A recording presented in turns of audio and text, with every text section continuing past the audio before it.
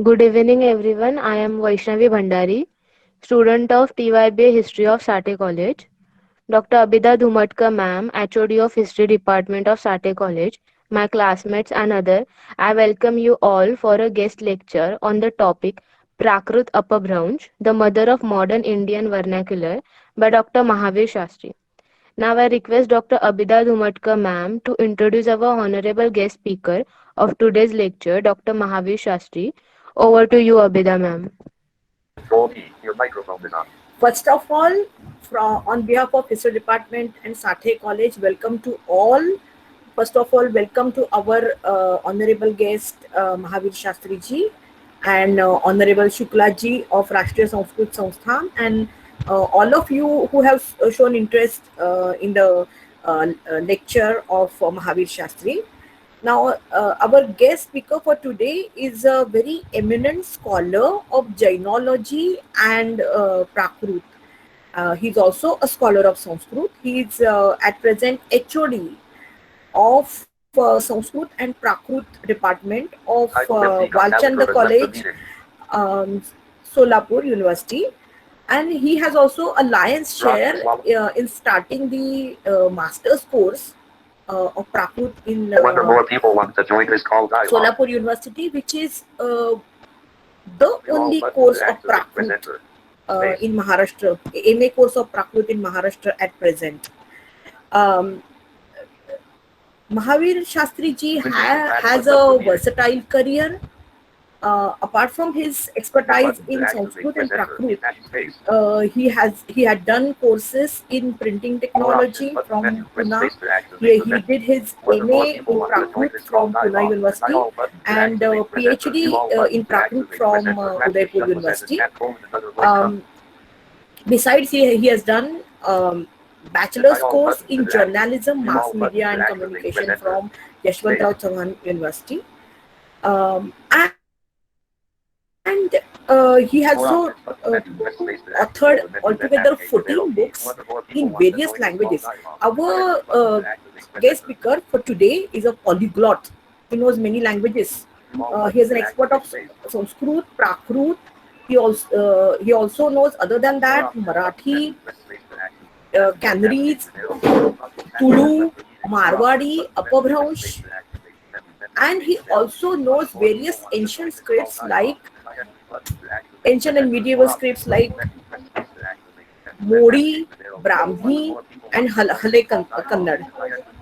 Um, he has authored many books, altogether 14 books, in various branches of Prakrut and Jainology, such as Prakrut drama, Prakrut literature, Jainism and ancient religion, an exclusive book devoted to um, the great guru of Digambar Jainism, Haribhadra Suri and Kundakundacharya.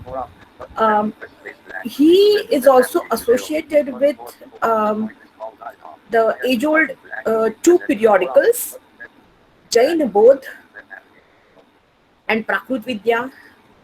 Um, and he has, to his credit, he has read out papers in various national and international conferences held at Mumbai, Kolkata, Mysore, as well as abroad, many international conferences at Kathmandu, um,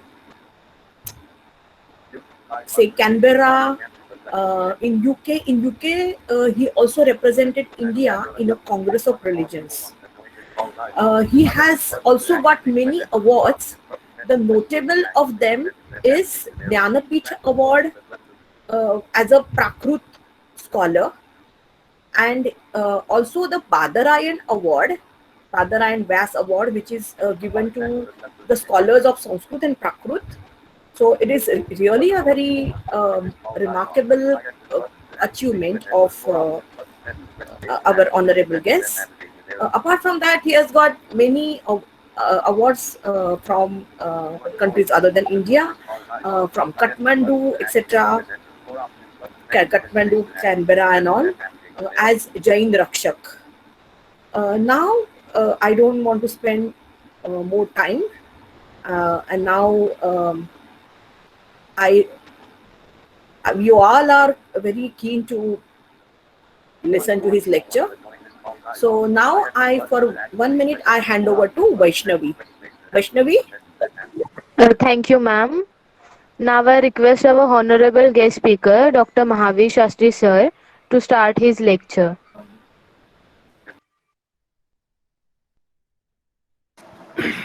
thank you.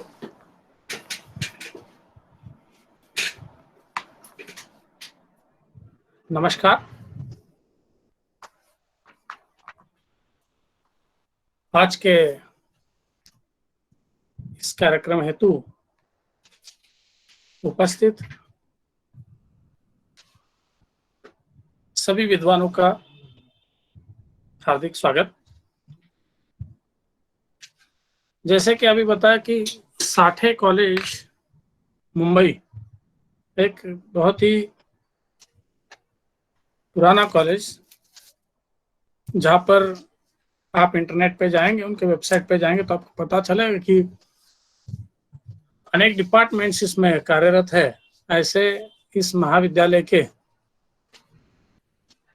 इतिहास विभाग की ओर से आज यह विशेष व्याख्यान आयोजित है और उस हेतु मुझे उन्होंने आमंत्रित किया और इतिहास विभाग की ओर से यह जिज्ञासा प्रकट की गई कि उन्हें प्राकृत के बारे में सुनना है, क्योंकि इतिहास और भाषा इन दोनों का अत्यंत गहरा संबंध है।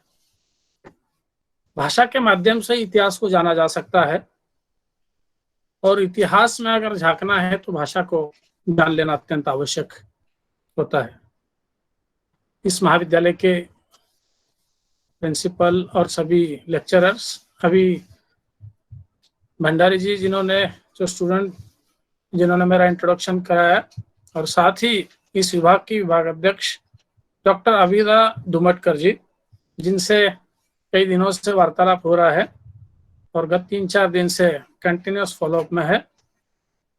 धन्यवाद अबीदा जी, जो आपने प्राकृत सीखने में या प्राकृत विषय को जानने के संबंध में आपने जो जिज्ञासा प्रकट की, उस हेतु मैं धन्यवाद ज्ञापित करता हूं।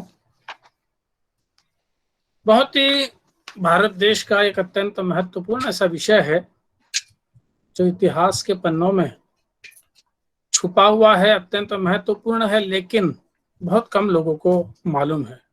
यह हमारे देश की विटंबना भी कह सकते हैं। सैलाओ इमं वाया विसंति एत्तो यनंति वाओ एंतिम समुद्रम चियनंति सारा ओचिय जलाइम। प्राकृत, यह शब्द भी बहुत लोगों को मालूम नहीं है। प्राकृत यानी क्या? प्रकृति, क्या नेचर, ऐसे कुछ लोग कहते हैं। भारत की इतनी देशी भाषाएं हैं, जैसे मराठी, हिंदी, गुजराती, पंजाबी, अन्य अन्य अनेक भाषाएं हैं भारत की। और इन भाषाओं की जो जननी है, जो प्राकृत भाषा है, उसके संबंध में हम सब अनभिज्ञ है। इतिहास में देखते हैं या अनेक लोगों से सुनते हैं तो ऐसे ही हमें इतना ही ध्यान होता है कि ये सब भाषाएं संस्कृत से निकली है। Sanskrit is the mother of all these languages, ऐसे हम जानते हैं, ऐसे हम समझते हैं। संस्कृत का प्रभाव तो इस पर है, इसको कोई झूठ नहीं कह सकता, इसको झुटलाया नहीं जा सकता। लेकिन मूलतः ये सब भाषाएं जो है, इन सभी भाषाओं की जो मूल है, इन भाषाओं की जो जननी है, वो प्राकृत भाषा है। यह निर्विवाद सत्य है। प्रारंभ में मैंने अपने एक गाथा कही, सैलाओ इमं वाया विसंति एत्तो यनंति वाओ एंतिम समुद्रम चियनंति साराओ चिय जलाइम। भारत देश की सभी जो भाषाएं है, सैलाओ इमं वाया, वाया यानी वाचा, वाचा यानी भाषाएं, विसंति एत्तो, विसंति यानी यहाँ पर विश्राम करती है, यहाँ पर आकर मिल जाती है। विसंति एत्तो यनंति वाओ, और यहाँ से ही सभी भाषाओं को लेकर, शब्दों को लेकर वो अपने नए शब्दों के साथ में नई भाषा को जन्म देती है। तो ऐसे इस भाषा को जानने के लिए आज हम यहाँ पर एकत्रित हुए हैं। मैं सबका पुनः से एक बार स्वागत करता हूँ। मैं महावीर शास्त्री, इस प्राकृत भाषा का एक विद्यार्थी।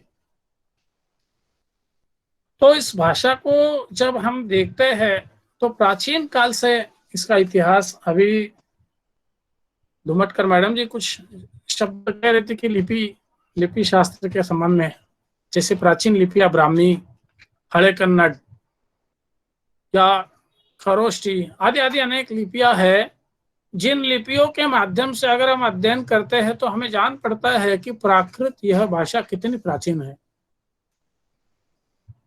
भारत का इतिहास, भारत की संस्कृति, भारत का वैभव अति प्राचीन इतिहासों में जाना जाता है। इसके अवशेष जब भी हम जहां भी खुदाई होती है, जहां भी उत्खनन होता है, तो वहां पर इसके हमें अवशेष प्राप्त होते हैं।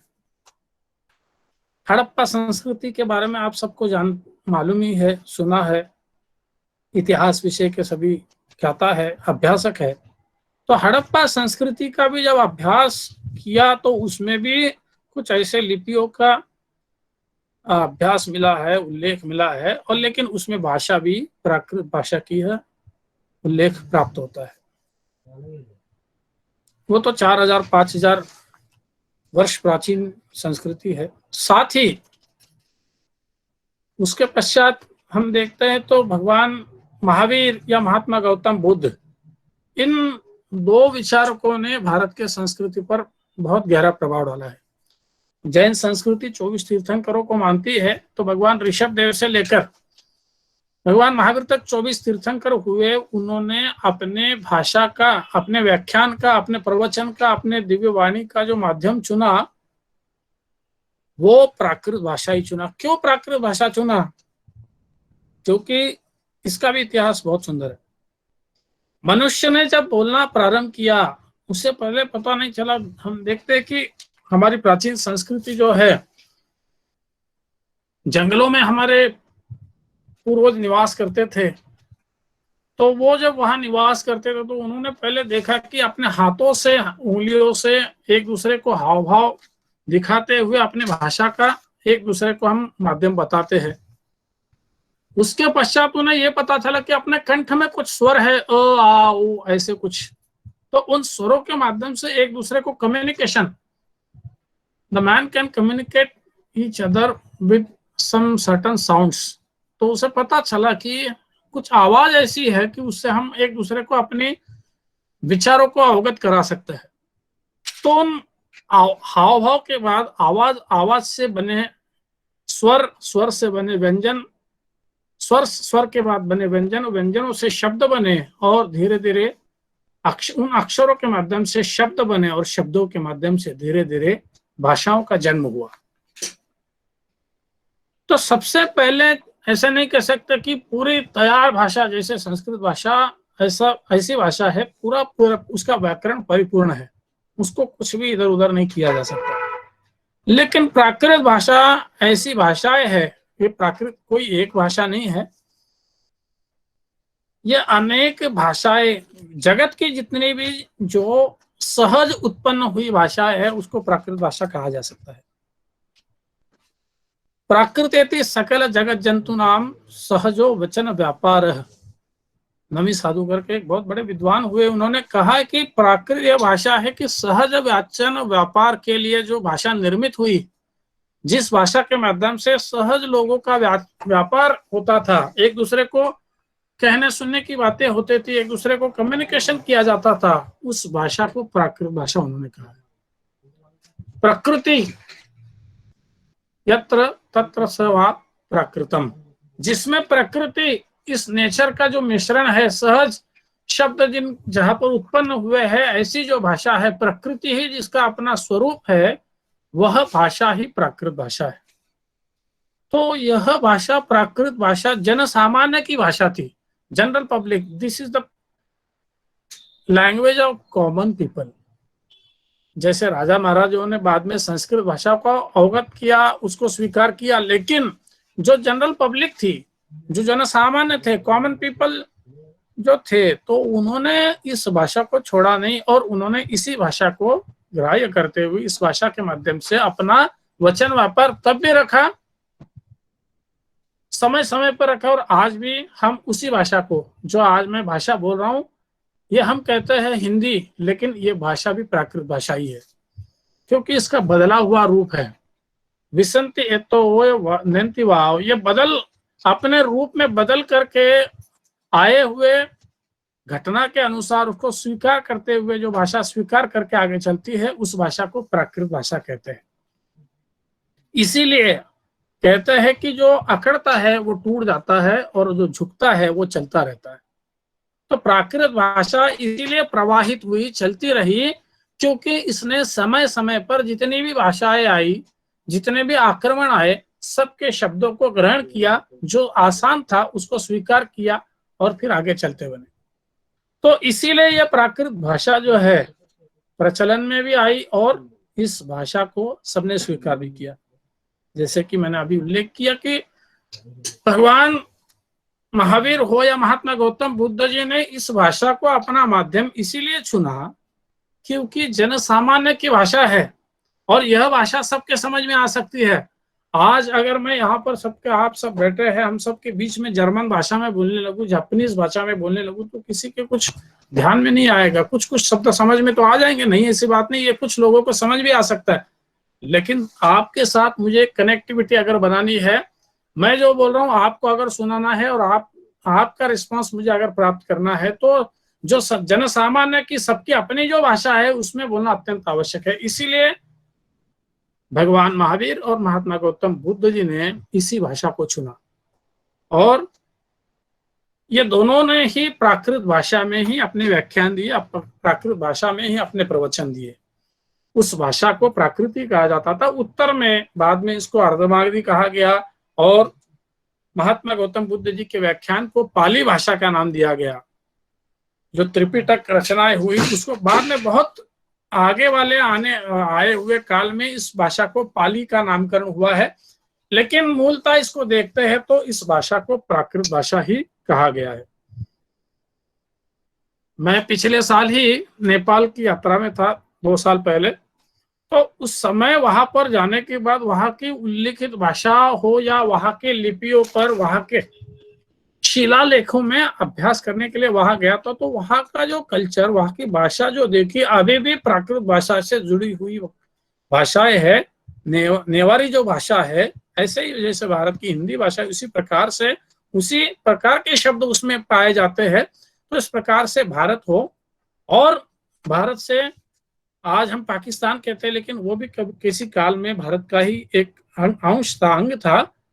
आप जाएंगे तो यहाँ अफगानिस्तान तक, उससे भी आगे जाते हुए प्राकृत भाषा का प्रचार प्रसार हुआ दिखाई देता है, क्योंकि भगवान महावीर हो या भगवान पार्श्वनाथ ने अपना विहार काल जो है, विहार क्षेत्र जो है, इन क्षेत्रों में वहां पर उनका विहार हुआ था, मार्गक्रमण हुआ था, और वहां जाकर इन्होंने अपने प्रवचन भी दिए थे। तो अपनी भाषा को, उस प्राचीन भाषा को उन्होंने चुना। आज मुझे विषय ऐसे तो दिया गया है अभी धुमटकर जी ने कि जो करंट लैंग्वेजेस है आज की भाषाओं में उनका कैसे प्रभाव है, ये दिया है, लेकिन उसको जानने के लिए हमें इसके इतिहास को थोड़ा बहुत जानना अत्यंत आवश्यक है।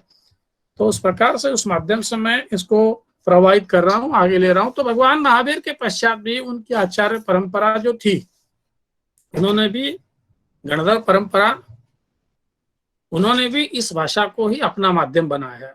और उसके बाद तो हम देखते हैं भारत के सबसे जो प्राचीन राजघरानों का उल्लेख मिलता है, आप सबको मालूम है, सम्राट अशोक और सम्राट खारवेल, महामेघवाहन खारवेल, इनका जब उल्लेख भी देखते हैं या सम्राट अशोक का उल्लेख देखते हैं, तो इन्होंने अपना जो माध्यम चुना तो वो भी प्राकृत को ही चुना।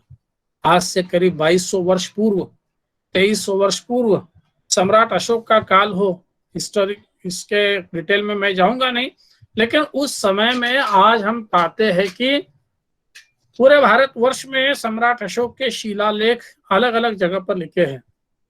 पत्थरों पर अपने संदेश को लिखवाकर उन्होंने जनमानस को किस प्रकार से जीना है, किस प्रकार से अपने जीवन यापन करना है, उसका उन्होंने उस पर उल्लेख किया। और उस उल्लेख को ब्राह्मी लिपि में, सम्राट अशोक के जो शिलालेख है ब्राह्मी लिपि में पाए जाते हैं और उसकी भाषा प्राकृत भाषा है। जैसे कि मैंने बताया, अभी प्राकृत के डिटेल भाषा में मैं नहीं आया। प्राकृत की भाषाएं ये एक भाषा ना होकर ये अनेक भाषाएं, अनेक भाषाओं का मिश्रण है प्राकृत भाषा। तो देश के विभिन्न प्रांतों में, देश के विभिन्न कोनों में जहां जहां पर जो जो भाषाएं चलती थी, उस भाषा को समझकर सम्राट अशोक ने अपने अपने शिलालेख उस क्षेत्र में, वहां पर आप नेपाल में भी देखेंगे, मगध प्रांत में यानी बिहार आदि क्षेत्र में भी उसको उनके शिलालेख दिखे जाते हैं। गिरनार जो गुजरात में आता है वहां पर शिलालेख देखे जाते हैं, और पाकिस्तान में भी सम्राट अशोक के, और अफगानिस्तान में भी अशोक के शिलालेख देखे जाते हैं। जैसे मैंने कहा कि ब्राह्मी लिपि यहाँ तो भारत में उसका उपयोग किया गया है, लेकिन अगर हम पाकिस्तान या अफगानिस्तान के शिलालेखों को देखते हैं तो वहां की खरोष्टी लिपि में, खरोष्टी इस लिपि में सम्राट अशोक के शिलालेख पाए जाते हैं। तो इस प्रकार से इनके शिलालेखों का जो हम अभ्यास करते हैं तो उसमें जो भाषा है उस समय की, देखिए कोई ऐसा संदेश, तो आजकल हम संदेश देखते हैं या तो इंग्लिश में आते हैं या तो हिंदी में आते हैं, महाराष्ट्र में मराठी में आते हैं। ये इन्हीं भाषाओं में इसलिए आते हैं कि आजकल की यही भाषा है, प्रचलन में यही भाषा है, इसलिए इसके संदेश इन्हीं भाषाओं में आते हैं। उसी प्रकार आज से लगभग 2200 वर्ष पूर्व जब सम्राट अशोक का काल था, उस समय में भी प्राकृत भाषा में ही क्यों उनका प्रचलन हुआ, उनका लेखन इसलिए हुआ क्योंकि उन्होंने उसी भाषा को अपना माध्यम बनाया था। तो इस प्रकार से, और इसी के साथ में उदयगिरी खंडगिरी एक क्षेत्र ऐसा है जो उड़ीसा प्रांत में आज भी हम देखते हैं। तो उस उड़ीसा प्रांत के उस उदयगिरी खंडगिरी गुफाओं में हाथी गुफा शिलालेख वहां पर उल्लिखित है, और उस शिलालेख में जो भाषा है वो भी प्राकृत भाषा है, और उसकी लिपि भी जो है ब्राह्मी लिपि है। वही से इतिहासकार जानते हैं अपने भारत देश का नामकरण भी उसी से हुआ था। वहीं पर सबसे पहले ब्राह्मी में और सम्राट खारवेल के शिलालेख में बरह वत्स ऐसा नामकरण सबसे पहले प्राप्त हुआ, और उसी से हमारे देश का नाम, स्वतंत्र देश में जब नामकरण का प्रसंग आया तो सभी इतिहासकारों ने बरह वत्स जो हमारे खारवेल के शिलालेख में उल्लेख है, प्राकृत के शिलालेख में उसी शिलालेख का उल्लेख किया, और उसी से बरह वत्स ये प्राकृत नाम है, और उसी का भारत देश, यह हमारे देश का नामकरण हुआ। नमो सिद्धाणम इसी से शुरुआत हुई। यह जो लिपि है इसमें उल्लेख पाया जाता है। उससे आगे अगर हम आते हैं, उसके पश्चात महामेघवाहन खारवेल के पश्चात अनेक राजसत्ताएं प्रचलित हुई, अनेक राजसत्ताओं ने जो है प्राकृत भाषा को लिया। लेकिन साथ ही जो अभी हम महाराष्ट्र में यहाँ पर विशेष 4 लोग यहाँ पर से ज्यादा जुड़े हैं, तो सबसे ज्यादा जिन्होंने अपने ग्रंथों में हो या अपने प्रचलन में जिस प्राकृत भाषा को ज्यादा से ज्यादा उपयोग में लिया, वह राजवंश, वह राजसत्ता थी जो है हाल वंशीय जो राजा थे। हाल जो जिन्होंने गाथा सप्तशती का भी एक विशेष रचना की थी। तो जो हाल वंशीय जो राजा थे, उन सब राजाओं ने भी इसी जो है वाकाटक वंशीय हो या हाल वंशीय जिन्हें कहते हैं, तो उन वंश के राजाओं ने भी प्राकृत भाषा को ही अपनी राजभाषा माना था। यहाँ पर आज हमारे साथ बाला साहब गणपतिल जो धुलिये से जुड़े हैं, तो वो उस पर विशेष अध्ययन कर रहे हैं। जो हाल राजा के उस गाथा सप्तशती 700 गाथाओं का बहुत ही उसका इतिहास भी बहुत विशेष है, क्योंकि प्राकृत को प्रचारित करना जैसे आज हम व्याख्यान के माध्यम से कर रहे थे वैसे हाल राजाओं ने प्राकृत का प्रचार प्रसार करने के लिए बहुत ही विशेष ऐसा माध्यम चुना था। और वो माध्यम चुना था कि उन्होंने कहा कि जो प्राकृत में एक भी गाथा लिख के देगा उसको एक स्वर्ण मुद्रा दी जाएगी। तो आज से 2000 वर्ष पूर्व यानी 400 वर्ष तक, करीब करीब 400-450 वर्ष तक ये राज सत्ता चली है हाल वंश की। और इस सातवाहन वंशीय राजाओं ने इसके माध्यम से प्राकृत को प्रसारित किया और 1 करोड़ प्राकृत गाथाएं उन्होंने इकट्ठा की। देखिए 1 करोड़ जनता को उन्होंने हर एक को एक एक सोने का सिक्का दिया, क्योंकि सिर्फ एक गाथा लिख के लाइए, आपको प्राकृत में गाथा लिख के अपनी रचना हो, जन सामान्य की ऐसा नहीं किसी कवि को बुलाया उसको लिखवाया और उससे उसको पैसा दिया, इस प्रकार नहीं। सामान्य जनों को भी उन्होंने कहा कि आप अपने विचार गाथाओं के माध्यम से लिखिए प्राकृत में, और उसके लिए आपको एक गाथा के लिए 1 स्वर्ण मुद्रा दी जाएगी। इस प्रकार से 1 करोड़ गाथा इकट्ठा करते हुए उसका संपादन किया और 700 गाथाओं को अलग से रखते हुए गाहा सप्तशई, गाथा सप्तशती, इस ग्रंथ का जो है प्रणयन किया और इस ग्रंथ का उपयोग किया। और आज भी यह ग्रंथ उपलब्ध है। और इस महाराष्ट्र प्रदेश का महाराष्ट्र, यानी सिर्फ आज का महाराष्ट्र नहीं, ये महाराष्ट्र उस समय करीब करीब दिल्ली तक भी था, गुजरात, मध्य प्रदेश तक था। तो इस प्रकार से इस बड़े प्रदेश की भाषा होने से महाराष्ट्र, महारठी और महाराष्ट्री, मरहट्ठी और मराठी, आज के मराठी का जो शब्द का अवतरण आज अगर हम देखते हैं तो इसके पहले महाराष्ट्र प्रांत की भाषा महाराष्ट्री, जैसे गुजरात की गुजराती तो महाराष्ट्र की महाराष्ट्री, उसका अपभ्रंश हुआ मराठी और उसका अपभ्रंश हुआ मराठी, और आज हम कहते हैं इसको भाषा को मराठी। तो यही उसी का ही अपभ्रंशीकरण हुआ है। भाषा का अपभ्रंशीकरण होते रहता है समय समय पर, और जो भाषा है अपभ्रंशीकरण के साथ चलती रहती है, ग्रहण करती है, स्वीकार करती है और अपने शब्दों को दूसरों को देती है, और वही भाषा जीवंत रहती है। इसलिए आज ये मराठी भाषा भी जीवंत है। हाल वंशीय राजाओं ने इसको अपने माध्यम से प्रसार किया। उसके बाद में भी हम देखते हैं अनेक राज सत्ताएं, जैसे भोज राजा के काल में भी अनेक जो है रचनाएं हुई, तो वो भी प्राकृत भाषाओं में हुई थी। उसके पश्चात भी हम देखते हैं कि कर्नाटक प्रांत का हम देखते हैं कि कर्नाटक प्रांत में श्रवण बेलगोला करके एक बहुत बड़ा क्षेत्र है, और वो क्षेत्र जो है भगवान बाहुबली के महामूर्ति के लिए विशेषकर जाना जाता है। तो उस भगवान बाहुबली के चरणों में अगर हम देखते हैं तो जो है भगवान बाहुबली के चरणों में वहां पर लिखा हुआ है चामुंडराय करवियले गंगाले सुत्ताले करवियले। ये भाषा जो है हमने कहा कि ब्राह्मी लिपि का जो है आगे विकास हुआ। ब्राह्मी लिपि पुस्तक अजय ब्राह्मी लिपि का विकास हुआ, और ब्राह्मी लिपि का विकास होते हुए देवनागरी लिपि का विकास हुआ, नागरी लिपि का विकास हुआ, और नागरी से फिर देवनागरी लिपि का। तो ये मध्यकालीन जो नागरी लिपि है, इस नागरी लिपि में और मराठी, आज की जो मराठी है, मराठी और प्राचीन महाराष्ट्री, इन दोनों के बीच की भाषा में इसमें इसको विशेषकर देखा गया है।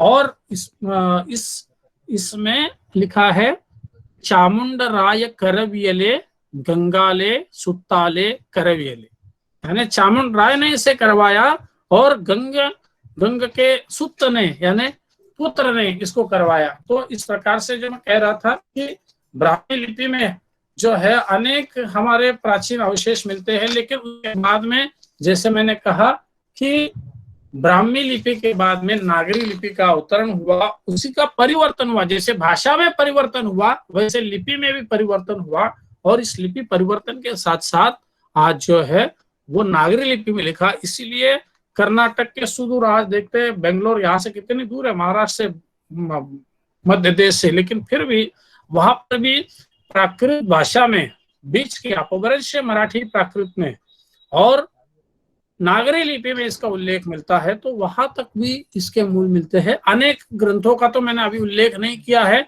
अनेक ऐसे जो अपभ्रंश मराठी प्राकृत में ग्रंथ उल्लेखित है, जिनका 9वीं 10वीं 11वीं शताब्दी में बहुत सा इसकी रचनाएं हुई है, और साथ साथ इनका विकास भी होते गया है पूरे भारतवर्ष में। जैसे मैंने बताया प्राचीन काल में पूरे भारत देश में अलग अलग प्रांत में अलग अलग प्राकृत भाषाएं प्रचलित थी। मथुरा प्रांत एक ऐसा प्रांत था कि जो भारत देश का हमेशा से केंद्र है, चाहे आगरा हो चाहे दिल्ली हो, और ये मथुरा प्रांत हो। तो इस प्रांत को प्राचीन काल में शूरसेन जनपद से जाना जाता था, शूरसेन जनपद। इसीलिए इस शूरसेन जनपद की जो भाषा थी उस भाषा को शौरसेनी प्राकृत से नाम से जाना गया। मैं 2-4 वाक्यों में कौन कौन सी प्राकृत उस समय थी इसका उल्लेख करते हुए आगे चलता हूँ। शूरसेन जनपद में चलने वाली भाषा को शौरसेनी प्राकृत जाना जाता था। साथ ही मगध प्रांत जो सम्राट अशोक का प्रांत, खारवेल का प्रांत माना जाता है, बहुत ही मगध सत्ता इस देश पर बहुत साल तक राज्य करती रही। तो मगध प्रांत में जो प्राकृत भाषा बोली जाती थी उस प्रांत की भाषा को मागधी प्राकृत नाम से जाना गया। और साथ ही मगध प्रांत और जो शौरसेनी प्रांत मिश्रण से मागधी यानी आधे मागधी के शब्द है और आधे शौरसेनी के, बहुत से उसका मिश्रण होकर जो नई भाषा बनी, जो अर्धमागही या अर्धमागधी इस भाषा के नाम से जानी गई। भारत का पूर्व जो प्रांत है वो पूर्व प्रांत घने बादलों से, जंगलों से घिरा है। जाति के लोग जो है आज भी वहां पर विचरण करते हैं। तो पिशाच की तरह रहने वाली लोगों की जो भाषा वो जो आज मराठी में अड़ बोलते हैं, बाळ अड़, ये अड़ जो है सिर्फ द्रविड़ प्रांत में महाराष्ट्र तक या तो फिर पूर्वी भाषाओं में जो पैशाची प्राकृत में ही जाने जाते हैं वही देखे जाते हैं। अगर आप उत्तर भारत में जाएंगे तो ळ शब्द का उपयोग उनको ळ बोलना भी नहीं आता, क्योंकि वो उस उपयोग में नहीं है। इसलिए इसी प्रकार पैशाची प्राकृत आज भी उसके अवशेष जो है गुणाढ्यकृत बृहत कथा जिसका लेखन हुआ, आज बृहत कथा जो है उस कथा से ही भारतीय कथा साहित्य का जन्म हुआ है। तो ऐसी गुणाढ्यकृत बृहत कथा जो है वो पैशाची प्राकृत में हमें प्राप्त होती है, प्राकृत के ही पैशाची प्राकृत में प्राप्त होती है। हमारे भारत का पूर्व देश का वैभव जो है उस वैभव में, उस भाषा में आज का चाहे बांग्लादेश हो या बंगाल हो या मणिपुर, नागालैंड, ये जो सब प्रदेश है, नेपाल तक के प्रदेश है, वहां पर पैशाची प्राकृत का बहुत प्रभाव था और उसी प्राकृत के माध्यम से अनेक कथाएं भी विचरण हुई है और अनेक लेखन भी हुआ है। उसी प्रकार अभी मैंने बताया ये द्रविड़ प्रांत जो है नीचे दक्षिण भाग जो है जिसमें कर्नाटक, तमिलनाडु, केरला, आज के जो प्रदेश है, महाराष्ट्र तक, ये सब जो है कभी मैसूर स्टेट से नाम से जाना जाता था, उससे पहले महाराष्ट्र स्टेट्स के नाम से जाना जाता था। तो अलग अलग नामकरण तो अलग हुए, लेकिन ये राष्ट्र जो है द्रविड़ भाग इसको जाना जाता है। तो इस द्रविड़ भाग में मुख्यतः से जिस प्राकृत भाषा ने अपना प्रभाव डाला उस प्राकृत को महाराष्ट्रीय प्राकृत नाम से जाना जाने लगा। महाराष्ट्रीय प्राकृत एक प्राकृत ऐसे जिसने पूरे बड़े प्रदेश को अपना प्रभाव डाला। कालिदास के नाटक हो या भास के नाटक हो या अन्य भी जो नाटककार है उन्होंने नाटक जो लिखे, उस नाटक में संस्कृत भाषा के साथ साथ सबसे ज्यादा अधिक पात्र जो है प्राकृत भाषा में बोलने वाले दिखाए हैं और उसमें अधिकतर जो है महाराष्ट्रीय प्राकृत में है। बहुत से बड़े नाटक हो, काव्य हो, अनेक महाग्रंथों की जो रचनाएं हुई है, जैसे अनेक ग्रंथ है तो वो जो है महाराष्ट्रीय प्राकृत में उसकी रचना हुई है, इसलिए यह अधिक प्रचलन में हुआ। जैसे मैंने उत्तर भारत, मध्य भारत बताया आपको, वैसे ही पंजाब प्रांतों में भी जो है, कश्मीर प्रांत में भी कश्मीरी या शौरसेनी प्राकृत का ही मुख्य प्रभाव था। उसी प्रकार भारत का जो पश्चिम भाग है, भारत देश का जो पश्चिम भाग है, पश्चिम भाग में जिसमें गुजरात, राजस्थान, मध्य प्रदेश, महाराष्ट्र का भी उत्तर भाग, ये सब क्षेत्र सम्मिलित होता है।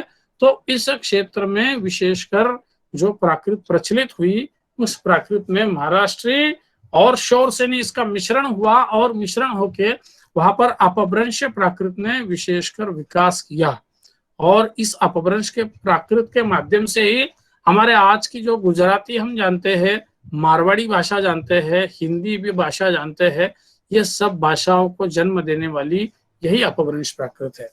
तो इस प्रकार से इस माध्यम से जो है इस प्राकृत भाषा ने जन्म लिया और इसका विकास किया, जो प्रवाहित होती है। जैसे नदी, आप जानते हैं कि नदी हमेशा बहती रहती है, तो नदी बहती रहती है तो इसका पानी साफ सुथरा स्वच्छ रहता है और पीने लायक भी बन जाता है। लेकिन एक जगह अगर कोई पानी रुक जाता है, तालाब रुक जाता है और उसको उपयोग में नहीं आता है, गंदगी होने लगती है, तो वो पानी पीने लायक नहीं बनता। वैसे ही भाषा बोलने लायक तभी रहती है, जीवित रहती है, जब वो प्रवाहित होती है, जब एक रूप से दूसरा रूप ग्रहण करती है। इसी प्रकार प्राचीन में महाराष्ट्री, फिर महाराष्ट्री अपभ्रंश और फिर आज की मराठी, शौरसेनी अपभ्रंश और आज की हिंदी, उर्दू। आप देखते हैं कि उर्दू भाषा, हम सोचते हैं कि ये तो कोई विदेश की भाषा है, किसी और की भाषा है, नहीं। उर्दू और हिंदी में इतना साम्य क्यों है, आपने कभी जाना?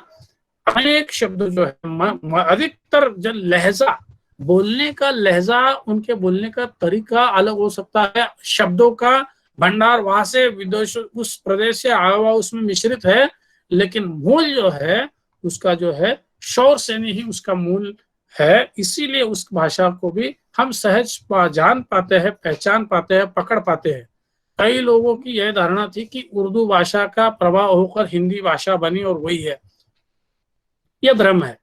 ये तो मुख्य तो शौरसेनी प्राकृत के अपभ्रंश से ही, क्योंकि शौरसेनी का अपभ्रंश काल जो है उसका जो हम देखते हैं, जो करीब करीब 12वीं शताब्दी के बाद, 14वीं शताब्दी के बाद हिंदी का प्रचलन या प्राचीन हिंदी का प्रचलन प्रारंभ हुआ, तो उसमें भी रचनाएं होने लगी थी। इसलिए शौरसेनी से लेकर या महाराष्ट्र से लेकर आगे चलती हुई इन नए भाषाओं ने जन्म लेना प्रारंभ किया था, चाहे हिंदी हो, चाहे मराठी हो, चाहे गुजराती हो, चाहे राजस्थानी हो, मारवाड़ी हो या बिहारी हो या बंगाली हो या उड़िया हो। इन भाषाओं ने, अनेक भाषाओं का जो मैं आपको उल्लेख कर रहा हूं, इन सब भाषाओं ने जन्म लेना, विकसित होना प्रारंभ किया था। उसी समय में, जैसे मैं दिखा रहा हूं आपको कि ये जम्बू सामीचर्य जैसे ग्रंथों की रचनाएं हुई। रईधु करके एक गोपाचल क्षेत्र के, अरे जिसे आज हम ग्वालियर नाम से जानते हैं, तो ग्वालियर क्षेत्र में करीब 14वीं शताब्दी में एक बहुत बड़े रचनाकार हुए। मैंने पीछे के रचनाकारों तक का तो उल्लेख नहीं किया, आचार्य कुंद भगवान ने हो या अनेक आचार्यों ने इस प्राकृत में, जिनसेनाचार्य आदि ने संस्कृत में रचनाएं की, लेकिन साथ में प्राकृत में भी रचनाएं की। तो अनेक आचार्यों ने इसमें रचनाएं की, व्याकरण भी लिखे। लेकिन 14वीं शताब्दी में अपभ्रंशीकरण जब हो रहा था, तब सबसे ज्यादा अनेक रचनाएं हमें देखी जाती है, और एक ही रचनाकार की अनेक रचनाएं जिन्होंने अपने पूरे जीवन काल में बहुत ही सुंदर तरीके से इसको अनेक रचनाएं की, वो थे रईधु। अभी 2 दिन पहले धुमटकर मैडम जी से बात हो रही थी, तो उन्होंने भी वही पूछा था कि ये सईधु या रईधु कौन है। तो ये रईधु पता नहीं कितने क्या ज्ञानी पुरुष होंगे, 14वीं 15वीं शताब्दी में भी ऐसी रचनाएं की है, लेखन ऐसा किया है, उसको पढ़ते हैं तो ऐसा लगता है कि पता नहीं ये व्यक्ति भगवान महावीर के काल में भी था क्या, उसके बाद में 400 वर्ष में भी फिर से जन्म लिया था क्या। ऐसे उनकी रचनाओं से जान पड़ता है पर उपस्थित ऐसे लेखन ने किया है, देखकर आश्चर्य होता है। डॉक्टर राजाराम जी जैन एक प्राकृत जगत के बहुत बड़े विद्वान है। प्राकृत जगत के पति पत्नी विद्यावती जैन, डॉक्टर विद्यावती जैन प्रोफेसर, और प्रोफेसर राजाराम जी जैन, ये दोनों पति पत्नी आजकल नोएडा में रहते हैं, बिहार से काम करते हैं। क्या है वो अद्भुत है। एक एक रचनाओं को खोल खोल कर सब विश्व के सामने उन्होंने रख दिया है। रईधु ने एक भी विषय ऐसा नहीं छोड़ा है कि ऐसा जान पड़ता है कि इतने अनेक विषयों का इस हमें आश्चर्य होता है कि जो भगवान महावीर के काल में तो ज्ञानी केवल ज्ञानी वगैरह थे, सब उस समय ज्ञान था, लेकिन रईधु का काल जो है 14वीं 15वीं शताब्दी का काल है, उस समय भी इतने ज्ञान पिपासा और इतना ज्ञान, हर विषय का कोई भी विषय ऐसा नहीं कि जिसमें आपको आयुर्वेद, जिसमें इतिहास, जिसमें शिल्प कला, हर एक विषय का उन्होंने उसमें उल्लेख किया है, ऐसा कि कोई प्रतिभावान व्यक्ति ही ऐसा कर सकता है जो 14वीं 15वीं शताब्दी में इतना ज्ञान लेकर उन्होंने अपना लेखन किया है। तिसठी पुरुष गुणालंकारु इस नाम से एक बहुत ही सुंदर ग्रंथ का उन्होंने लेखन किया है। हजारों गाथाओं का एकत्रीकरण है, हजारों गाथाओं से बना हुआ तिसठी महापुरुष गुणालंकारु इस नाम से ये ग्रंथ है, और इसके साथ भी और अनेक ग्रंथ इन्होंने रचे हैं।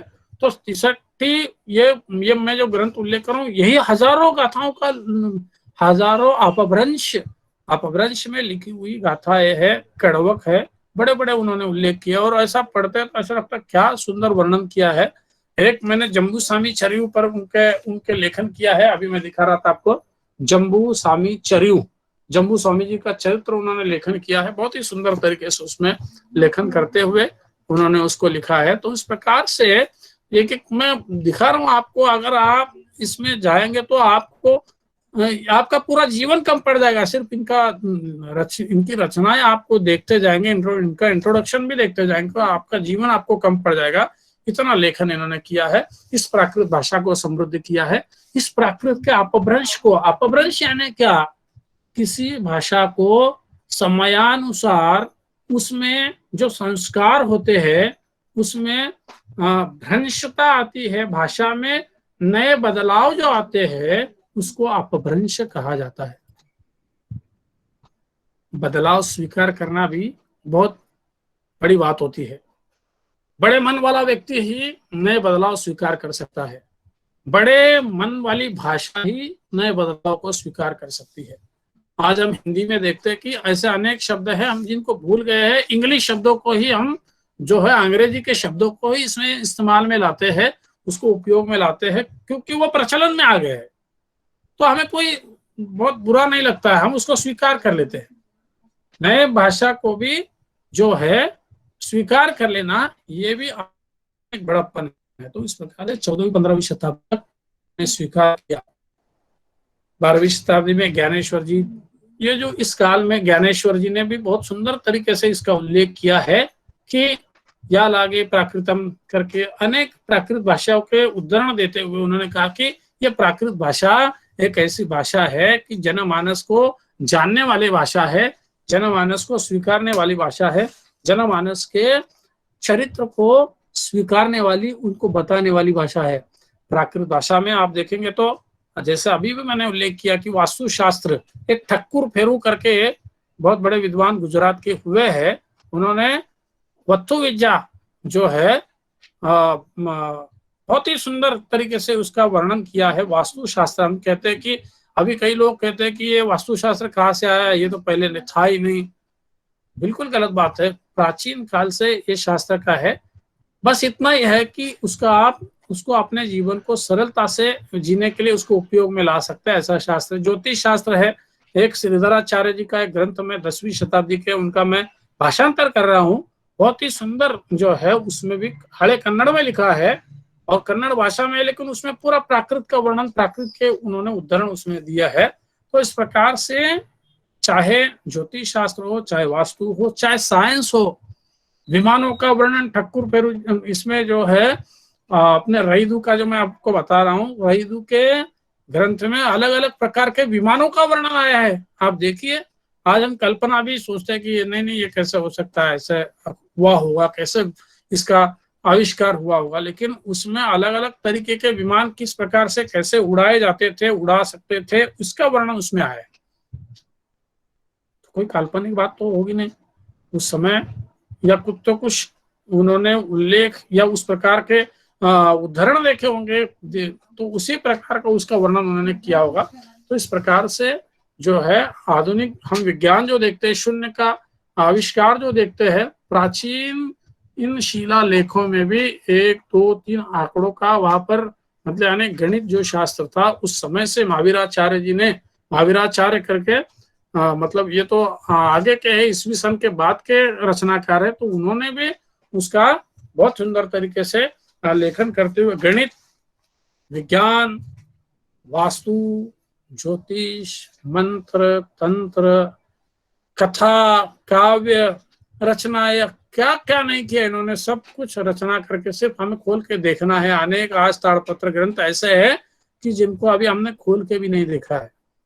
ये हमारी विटंबना है समझिए, या हमारा दुर्भाग्य है कि आज हम इस तरफ जरा कम देख रहे हैं और लौकिक चीजों की तरफ देख रहे हैं, लेकिन उन सब चीजों के साथ साथ इसकी तरफ भी देखना अत्यंत आवश्यक है। तो इस प्रकार से और नई भाषाओं ने जन्म लिया। आज की जो आधुनिक भाषाएं है, इस भाषा में विशेषकर जो शब्द है, जैसे मराठी में अभी विशेष जो इच्छा थी मैडम की कि भाषा में शब्द का जो अवतरण होता है वो किस प्रकार से होता है, तो आज भी हम मराठी का व्याकरण देखते हैं या हिंदी का व्याकरण देखते हैं तो संस्कृत के व्याकरण से वो मेल नहीं खा पाता है, क्योंकि वो सहज वचन व्यापार की भाषा है। तो इनके शब्द जो देखते हैं, जैसे जो अनेक शब्द है, जैसे मराठी के देशी शब्द है, तो देशी शब्द जो है वो आपको किसी संस्कृत में वगैरह नहीं मिलेंगे, आपको वो प्राकृत में ही आपको जाना पड़ेगा। देशी शब्द जैसे एक हम कहते हैं बे बोलते हैं, या जैसे मराठी में जब बोलते हैं बे दूणे 4, बे तिया 6, ये 6 शब्द जो कहाँ से आया, तो ये प्राकृत से आया। बेत्रिक 6, त्रिक तिक हो या बे हो, ये जो छक शब्द जो है, तो ये शब्द भी जो है प्राकृत में से ही अवतरित हुआ है। ये कहीं आपको संस्कृत में देखने को नहीं मिल सकता, क्योंकि ये देशी शब्द है। देशी शब्दों का यहाँ पर विशेष कर है, और हमारे अंतरात्मा से जुड़ने वाली जो भाषा है, शब्द है, वो देशी शब्दों से ही हम जुड़ सकते हैं। तो इस माध्यम से इस प्राकृत भाषा को जानना बहुत ही आवश्यक जान पड़ता है। अगर हमारी संस्कृति को सच्ची तरीके से जानना है, हमारे इतिहास को अगर अच्छे तरीके से जानना है, तो इन प्राकृत भाषा के माध्यम से ही हम इसको जान सकते हैं। आज मैडम धुमटकर मैडम, आज अगर हम इन भाषाओं को, जैसे गुजराती के अनेक शब्द है, इन शब्दों को महाराष्ट्र में, बॉम्बे में अलग मराठी है, यहाँ के अलग मराठी है, क्योंकि इसमें कहा जाता है भाषा में 4 कोस पर पानी बदले 8 कोस पर वाणी। हर 4 कोस पर पानी तो पानी जैसा दिखता है, लेकिन उसका टेस्ट देखते हैं तो बोलता रहे आपका ये टेस्ट कैसा है, ये अलग टेस्ट है। पानी का टेस्ट जैसे 4 कोस पर बदलता रहता है, वैसे ही हर 8 कोस पर वाणी भी बदलती है। भाषा चाहे एक हो, हिंदी भाषा, हिंदी दिल्ली वाले जो हिंदी बोलते हैं वो तुरंत समझ में आ जाती है। मध्य प्रदेश में हिंदी चलती है, उसके जो शब्द है तुरंत पता चलते हैं कि अरे आप मध्य प्रदेश से। कोई गुजरात से हिंदी बोलने वाला तुरंत पता चलता है। बॉम्बे में हिंदी बोलने वाला हो तो उसमें मराठी के शब्दों का मिश्रण हुआ होता है।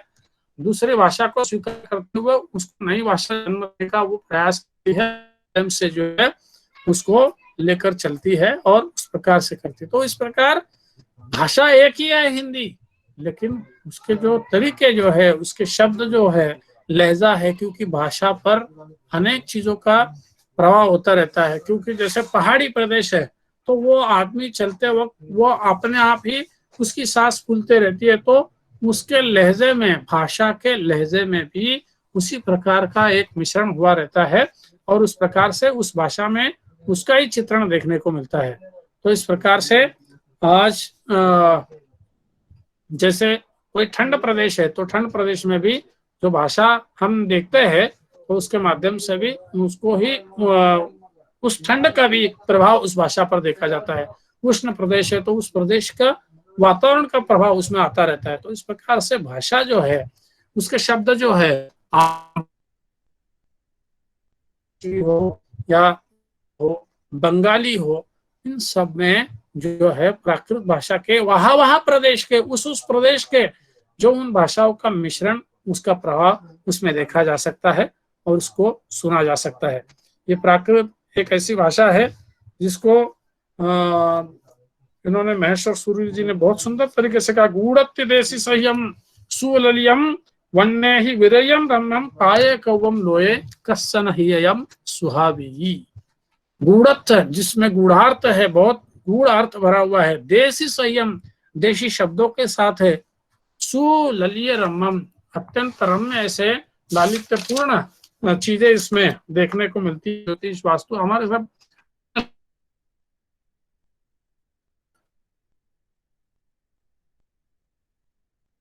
उसका परिचय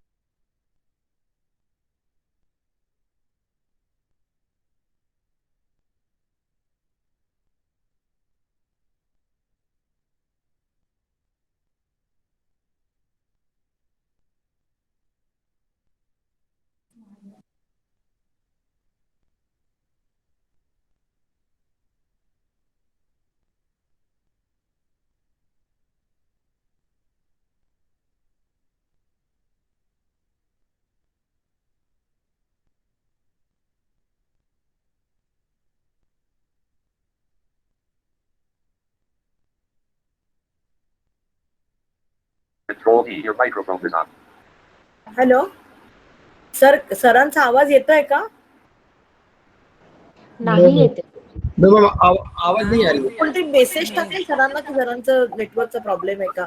पण मला आवाज येत नाहीये, मी टाकू नाही शकत.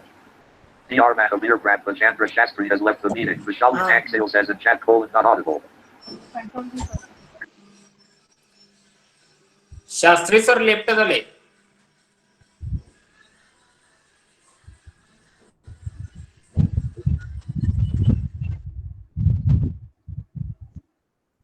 आवाज येत नाही सर.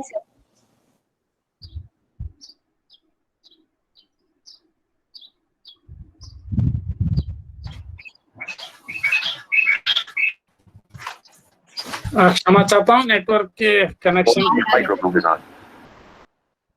जी जी। तो इस प्रकार से प्राकृत भाषाएं, इसके जो गूढ़ अध्ययन है वो जितना हम देखने जाएंगे उतना हमें और उसमें और इसमें इंटरेस्ट आता जाता है। तो इस प्रकार से इस माध्यम से हम प्राकृत भाषा को जाने, इसका अध्ययन करने का प्रयास करें ताकि हम अपने अतीत को जान सकते हैं। जो अपने अतीत को भूल जाता है वो सब कुछ भूल जाता है। जो अपने अतीत को, अपने इतिहास को स्मरण में रखता है, उसके माध्यम से उसको जुड़कर बना रहता है, वही इस विश्व में आज, वर्तमान में, पीछे कल में और आने वाले कल में यानी भविष्य में भी जीवंत रहता है, ऐसा हम कह सकते हैं। तो ये प्राकृत भाषा है। पाह्य कौवस्स नमो पाह्य कौवम च निम्यम जेन ताहम चिय पनमामो जे पड़ियून जे वियानंती। इसमें बहुत सुंदर तरीके से वज्जालगम करके, बहुत ही महाराष्ट्रीय प्राकृत का एक बहुत सुंदर ग्रंथ है। उसमें कहा गया है पाह्य कौवस्स नमो, प्राकृत काव्य को मैं नमस्कार कर रहा हूँ।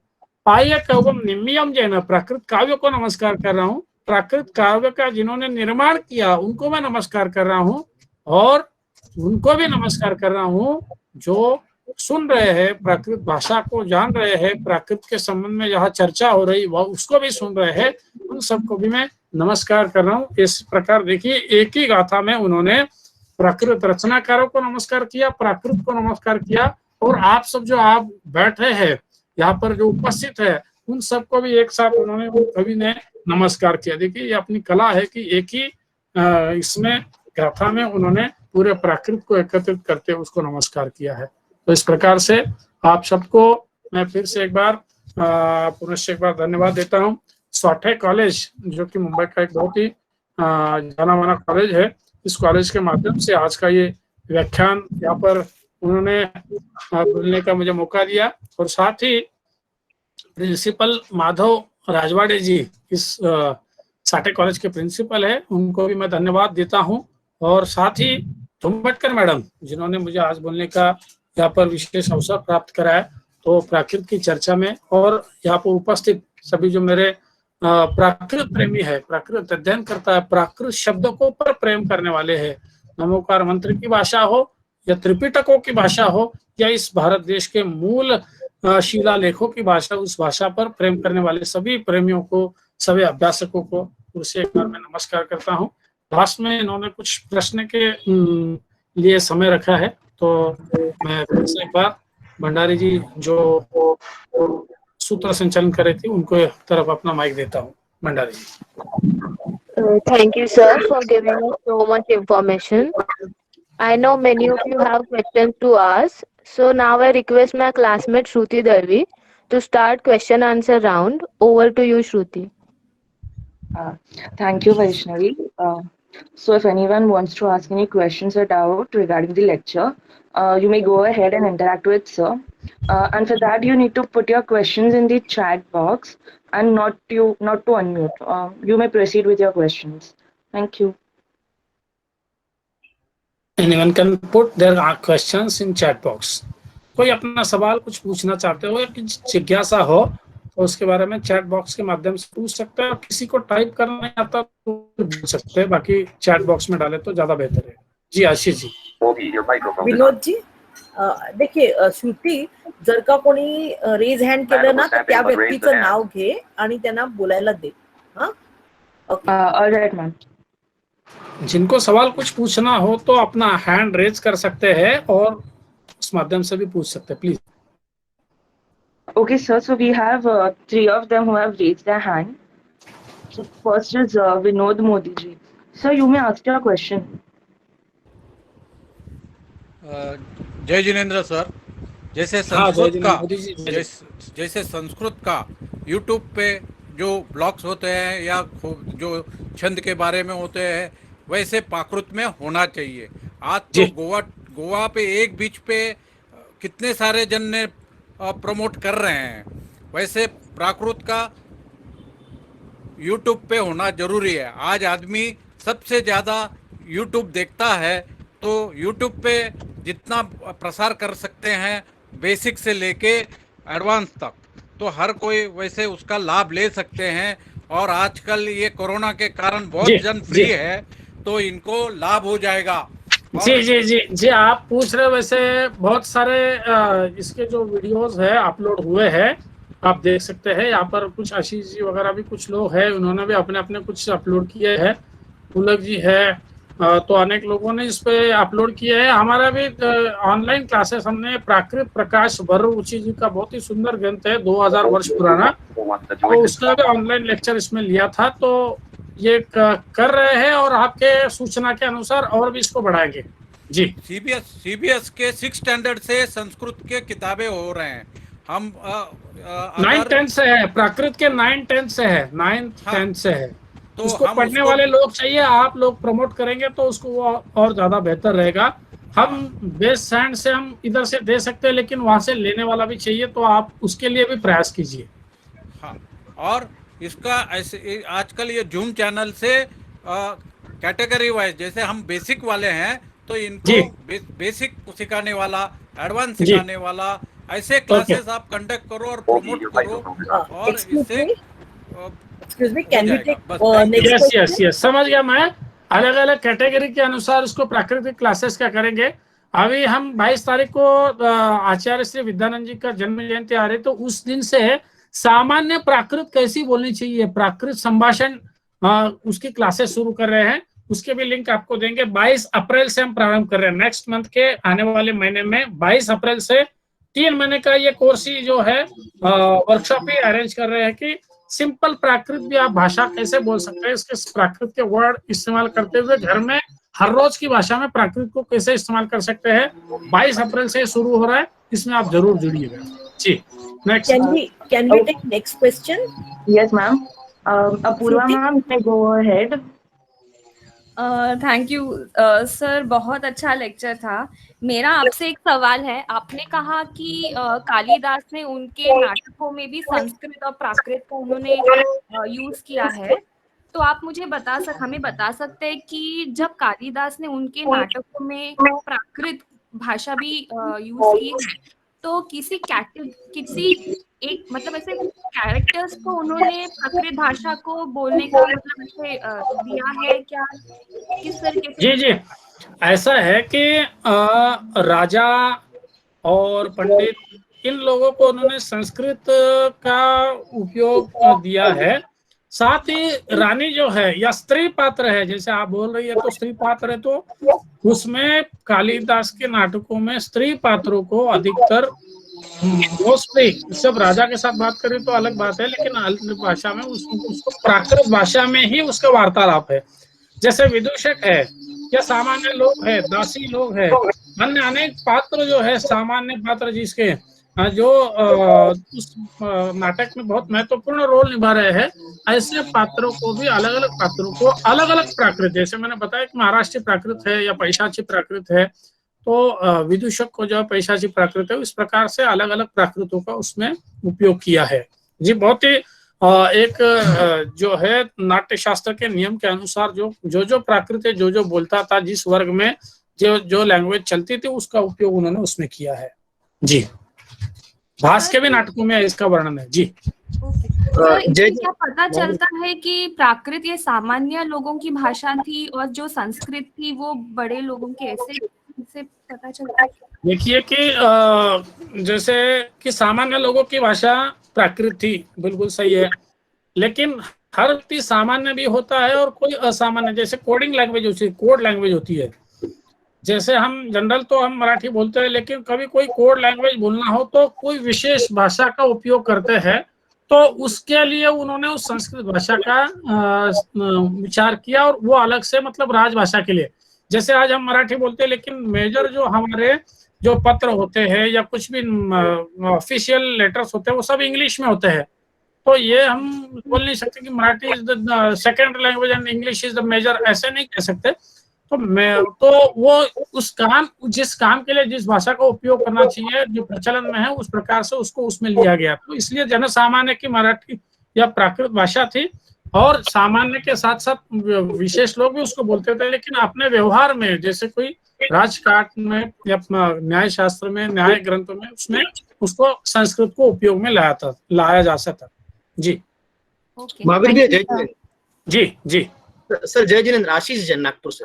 जय जिनेंद्र। आशीष जी बोलिए। हाँ, मेरा क्वेश्चन ऐसा है कि जैसे पुणे में जो एक संस्था है सीडेक नाम की, उन्होंने क्या किया है कि मोडी लिपि को एक सॉफ्टवेयर में कन्वर्ट कर दिया है। आज काफी हद तक आसान हो गई है। तो क्या हम लोग भी प्राकृत को एक आसान सरलता से सॉफ्टवेयर में कन्वर्ट कर सकते हैं क्या, अगर उसका?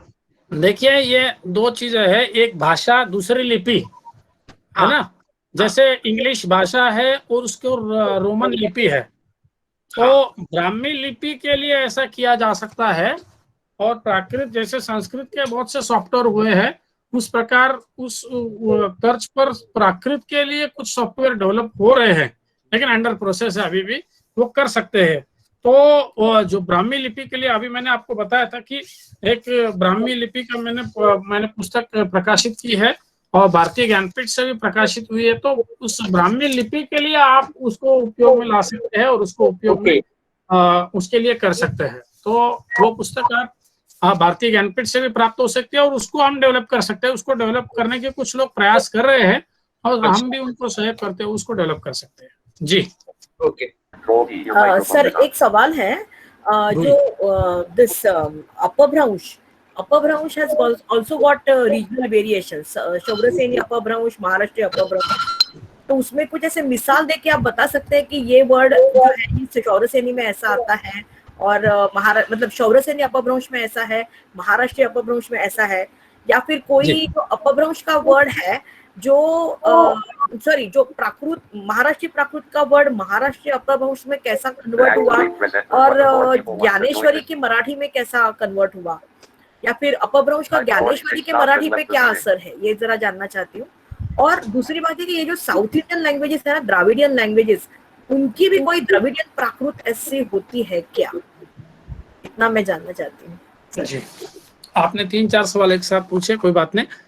जो आपने कंपैरिजन पूछा है कि शौरसेनी प्राकृत और महाराष्ट्रीय प्राकृत में, जैसे भोजन शब्द है, भोजन, ये भोजन संस्कृत में भी आता है, और जैसे शौरसेनी में उसका जो है भोज, ज का लोप हो जाता है, और अ जो बचता है उसके स्थान पर अ को य हो जाता है, तो वो भोयण हो जाता है। अर्धमागधी में भी वैसे होता है, और इसमें भी शौरसेनी में भी भोयण ऐसे हो जाता है। जैसे या भोजन न का लोप होके भोज भी बन जाता है, भोज को भी खाना कहते हैं। लेकिन महाराष्ट्रीय प्राकृत में भोजन की जगह न को न होना आवश्यक नहीं होता है मेजरली, लेकिन न का जो है यह वहां पर नहीं होता है, तो वो भो अण यानी भो अण भोयण, ये जो डिफरेंस है, या भोजन, भोजन संस्कृत, भो अण भोयण, तो ये जो 3 शब्दों का जो डिफरेंस है, उस प्रकार से वहां के प्रचलन में वो शब्द आने की वजह से ऐसे कोई बहुत बड़ा इसके नियमावली भी है, इसके व्याकरण ग्रंथ भी है, जैसे वररुचि का है, हेमचंद्र जी ने लिखा है, तो इसमें भी उन्होंने कुछ नियमावली दिए है, लेकिन हर चीज को बताते वक्त उन्होंने उसको विकल्प से ऐसा कहा है, विकल्प से यानी ऑप्शनली। तो इस प्रकार से इन्होंने इसमें इसको उपयोग में लाया है, अलग अलग है। एक प्रश्न और पूछा था मैडम ने कि ये द्रविड़ी भाषाओं का क्या प्रभाव है, द्रविड़ भाषाओं पर प्राकृत का क्या प्रभाव है। ये आप देखेंगे कि नीचे जो आप जाते हैं तो वहाँ के भी भाषाओं में, ये भाषा के लिए हर एक भाषा का अगर हम चर्चा करते हैं तो उसके लिए अलग अलग एक स्वतंत्र उसका व्याख्यान आएगा। बिल्कुल द्रविड़ी भाषा भी ये कोई बाहर से आई हुई भाषा नहीं है, ये द्रविड़ी भाषाएं भी जो है, तमिल है, तेलुगु है, मलयालम है, या कन्नड़ है, या तुलु है, ये सब जो द्राविड़ी भाषाएं आज के भारत देश की, ये सब भारत की भाषाएं जो है वहीं पर उत्पन्न हुई है, वहां के प्राकृत से ही निर्मित है। इसीलिए तो इनके बस इतना ही है कि इन्होंने दूसरे का ज्यादा दूसरे प्रदेश से ज्यादा नहीं लिया, शब्द तो लिए है लेकिन अक्षर जो है स्थापन करते वक्त उन्होंने और किसी से ज्यादा नहीं लिया है। लेकिन वहाँ की लोकल प्राकृत का, महाराष्ट्रीय प्राकृत का प्रभाव उस पर 100% हुआ है। महाराष्ट्रीय प्राकृत के जो है वर्ड उसमें अनेक देखे जाते हैं, जैसे अनेक जो है तेल शब्द जो है, या तो एण्णी, कन्नड़ में एण्णी कहते हैं तेल को, तो ये एण्णी शब्द प्राकृत में आता है। जैसे अनेक जो देशी शब्द है वो शब्द जैसे के तैसे द्रविड़ी भाषा में देखे जाते हैं। जैसे अम्मा, बहुत ज्यादा आपको क्या बताऊं, अम्मा शब्द ये जो है प्राकृत का शब्द है, माँ को प्राकृत में अम्मा कहते हैं और पिता को प्राकृत में ही अप्पा कहते हैं। तो अप्पा और अम्मा ये तो द्रविड़ के मुख्य शब्द है, माँ और बाबूजी को कहने वाले शब्द है। तो ये दोनों शब्द जैसे के वैसे, ऐसे बहुत जो है अक्का, बहन को अक्का कहते, तो ऐसे अनेक शब्द जो है द्रविड़ भाषा में भी जो है, अनेक शब्द क्या कहूँ, द्रविड़ भाषा ही प्राकृत से, वो उसने तो किसी और से कुछ लिया है नहीं, ज्यादा से ज्यादा अपना ही उनका अस्तित्व है। तो इस प्रकार से इसको हम देख सकते हैं जी। Okay, thank you, sir. Ashish sir, please can you mute? Sorry. Very sorry. Thank you. Mayur, you may go ahead with your question, please.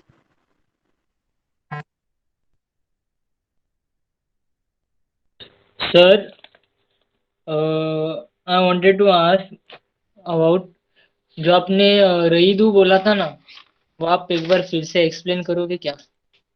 वो विमान उसमें जो आपने कहा था वो आप एक बार फिर से एक्सप्लेन करोगे क्या? जी, रईदू रचनाकार के संबंध में उसका वर्णन किया था मैंने।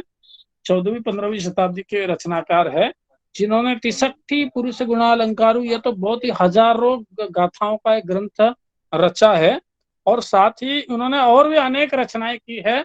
And he is a person with multilingual and multi specialist.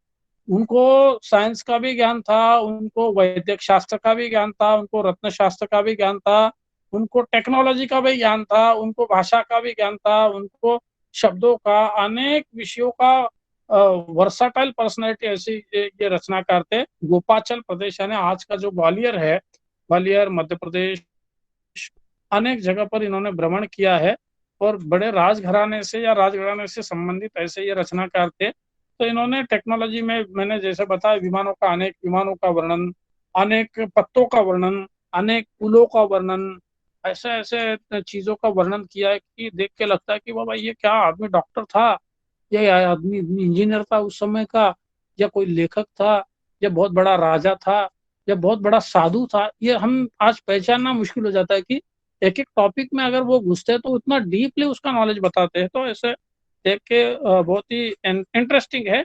उसके संबंध में डॉक्टर राजाराम जैन, प्रोफेसर राजाराम जैन, जो कि आरा बिहार के है, he is now near about 90 years के आसपास है, बहुत सुंदर उनके संबंध में उन्होंने लेखन किया है। रईदू ग्रंथावली करके है जो जीवराज ग्रंथमाला से प्रकाशित है। आपको ऑनलाइन भी jaingrantha.com पे भी उसको आप देखा जा सकता है। रईदू ग्रंथावली jaingrantha.com पे आपको मिल सकता है reference. Please. Thank you, sir. There is a question from Mahavir Sableji. So, sir, you may ask your question, please. Mahavir ji पूछिए, क्या पूछना आपको? हेलो, क्या मेरी आवाज आ रही है सर? बिल्कुल आ रही है, बताइए, आप सुनाइए। हाँ जिनेंद्र, मेरा प्रश्न ये है सर कि अगर हम ये कहते हैं कि प्राकृत के उत्तरवर्ती हम भाषाओं में जब देखते हैं तब अपभ्रंश के कई रूप हम देखते हैं, तो क्या हम ऐसा कह सकते हैं कि प्राकृत ही या प्राकृत के ही कई सारे रूप परिवर्तित होकर अपभ्रंश हुए?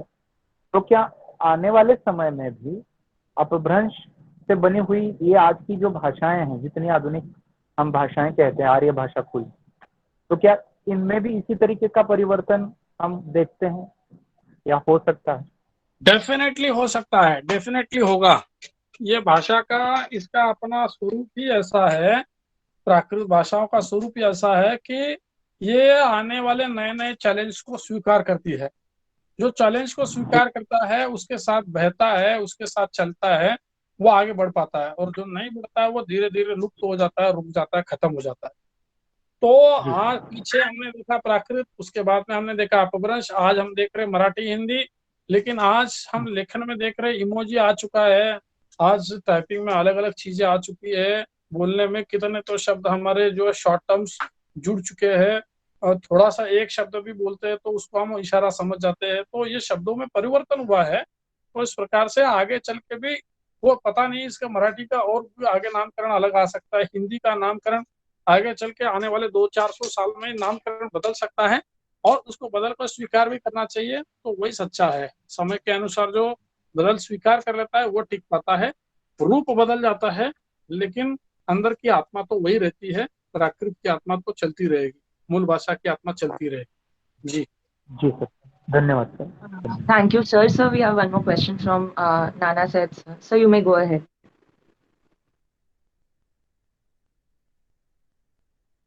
नमस्कार सर. हाँ नाना साहेब नमस्कार. खूप अत्यंत विवेचक आणि अत्यंत प्रासादिक शैलीत तुम्ही आजचं व्याख्यान दिलं. खूप महत्त्वपूर्ण माहिती आम्हाला यातून मिळाली. माझा एक प्रश्न असा होता की केंद्र सरकारकडून अभिजात भाषेचा दर्जा आर्ष भाषांना दिला जातो. तुम्ही मराठीचा उल्लेख आता अनेक प्राकृत भाषांच्या संदर्भात केला की मराठी भाषेचा पुरावा श्रवण बेळगोळच्या शिलालेखापासून त्या अनेक भाषांमध्ये मराठीचा उद्भव तुम्ही आपल्या विवेचनातून सांगितलेला होता. मराठीच्या संदर्भात बोलायचं झालं तर मराठीचा अभिजात भाषेचा मुद्दा गाजतो आहे. अलीकडेच भारत सरकारच्या या अभिजात भाषेच्या दर्जाच्या संदर्भात महाराष्ट्र शासनाने जी समिती नेमलेली होती त्या समितीने असे पुरावे दिलेले आहेत की गाथा सप्तशतीचा उल्लेख तुम्ही केला. गाथा सप्तशतीमध्ये सुद्धा मराठीच्या संदर्भात काही पुरावे मिळालेले आहेत. मराठी भाषेचा उल्लेख त्याच्यामध्ये आलेला आहे.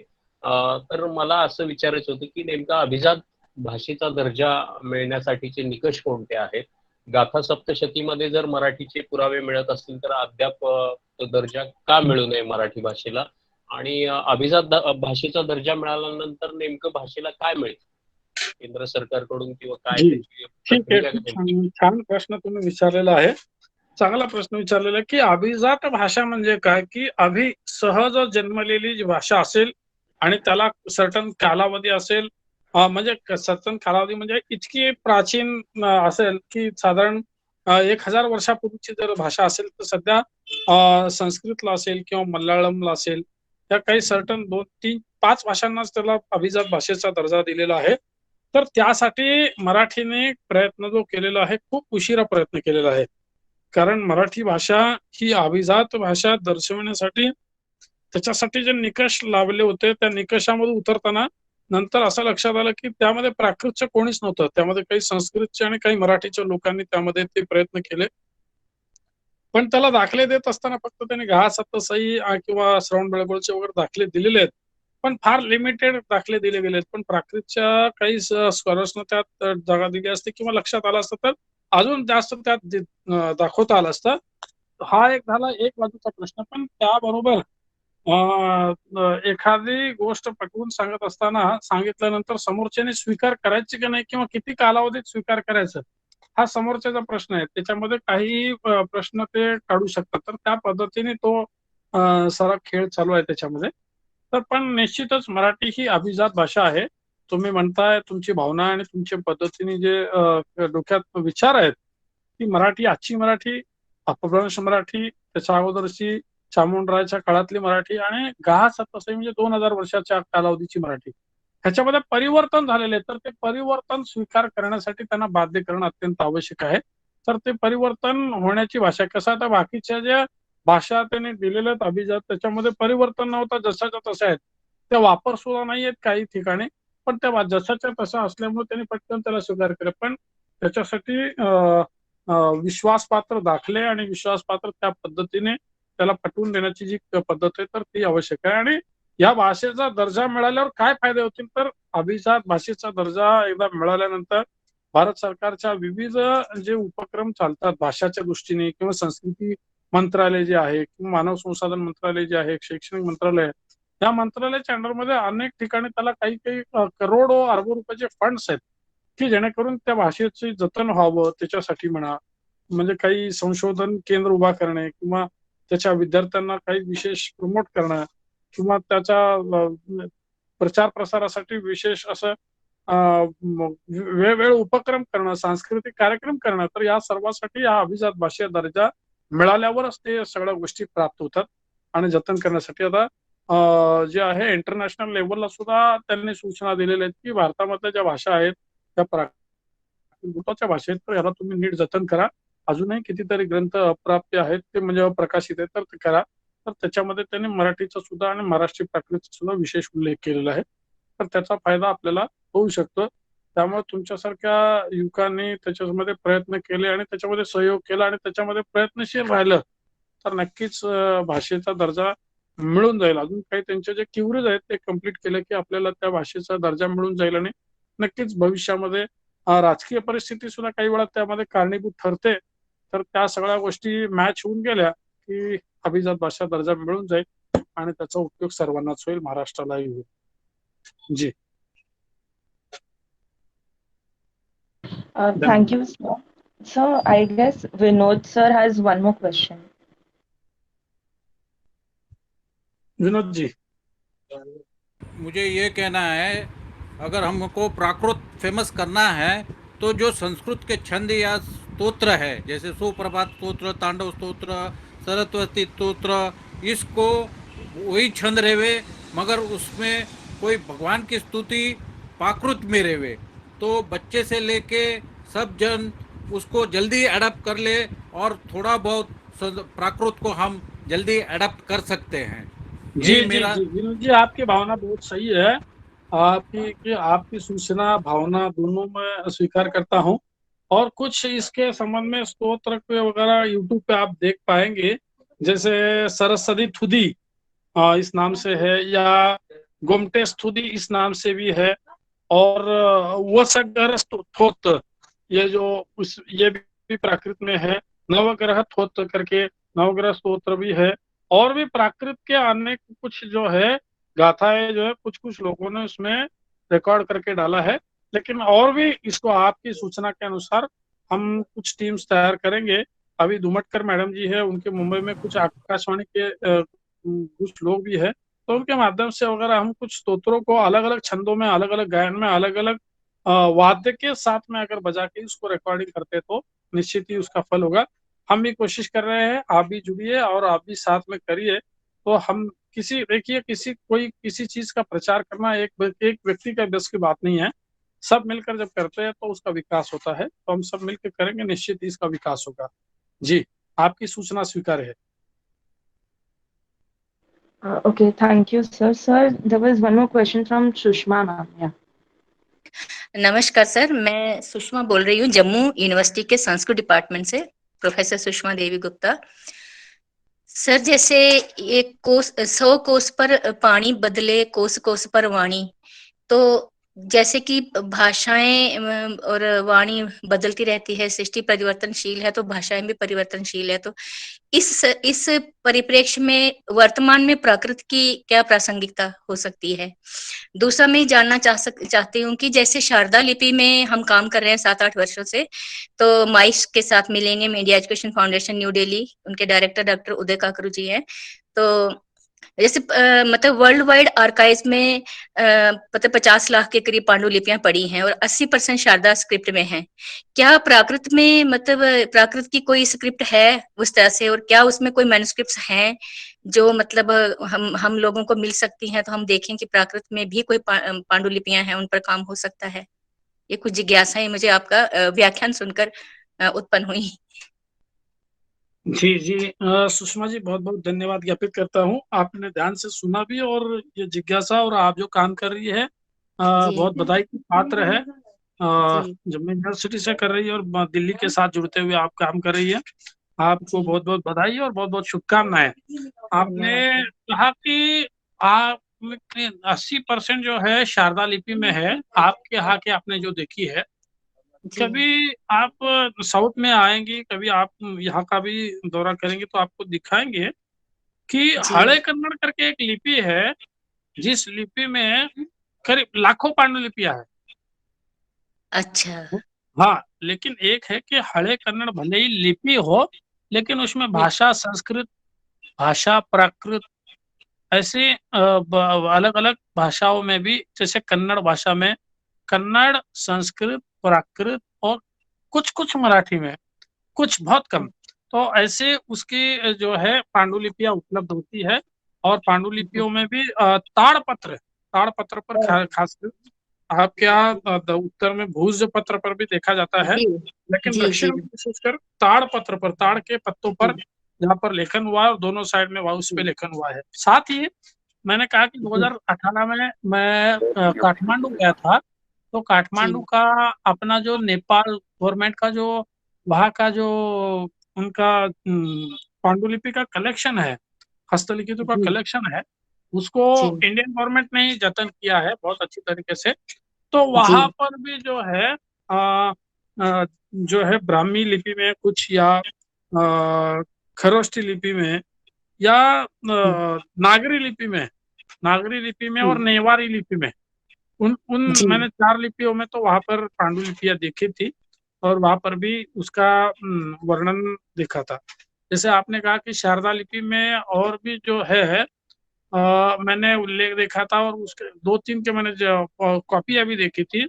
ये जो दलाई लामा जी जो बिलोंग करते हैं जिस क्षेत्र से, जी, तो दलाई लामा जी के क्षेत्र में भी तिब्बत में, हाँ, तिब्बत में मिली थी। हाँ, जी जी, वहां से मिला था नग्नजित का वो चित्र सूत्र, जो चित्र कला पर जो जिस पर बेस्ड है, नग्नजित का चित्र सूत्र वहीं से तिब्बत से ही मिला था, ताड़पत्र पर लिखित, और कोई 8-10 बक्सों में सुरक्षित था। वो एक छोटे से छोटा मतलब छोटे बक्से के ऊपर बड़ा बक्स, उसके ऊपर बड़ा बक्स। मैंने जुगनू जी की कुछ किताबें पढ़ी थी, वो ट्रांसलेट कर रहे हैं राजस्थान से, तो उनका पढ़ा था। जैसे मैं ये कहना चाहूंगी कि जैसे महाराजा अशोक के अभिलेख हैं, शुद्ध प्राकृत में है, और उसमें मतलब भाषा भी शायद ब्राह्मी लिपि है, लेकिन शुद्ध प्राकृत है। देवानम पियो पिय दसी लाज एवं आहसडु विसति बसा अभिसितेन मया इदम आयम पितम वगैरह, ऐसे ही पांडुलिपियों में भी है जो आप बता रहे हैं दक्षिण भारत में। बिल्कुल पांडुलिपियों में भी ऐसे ही मिलता है।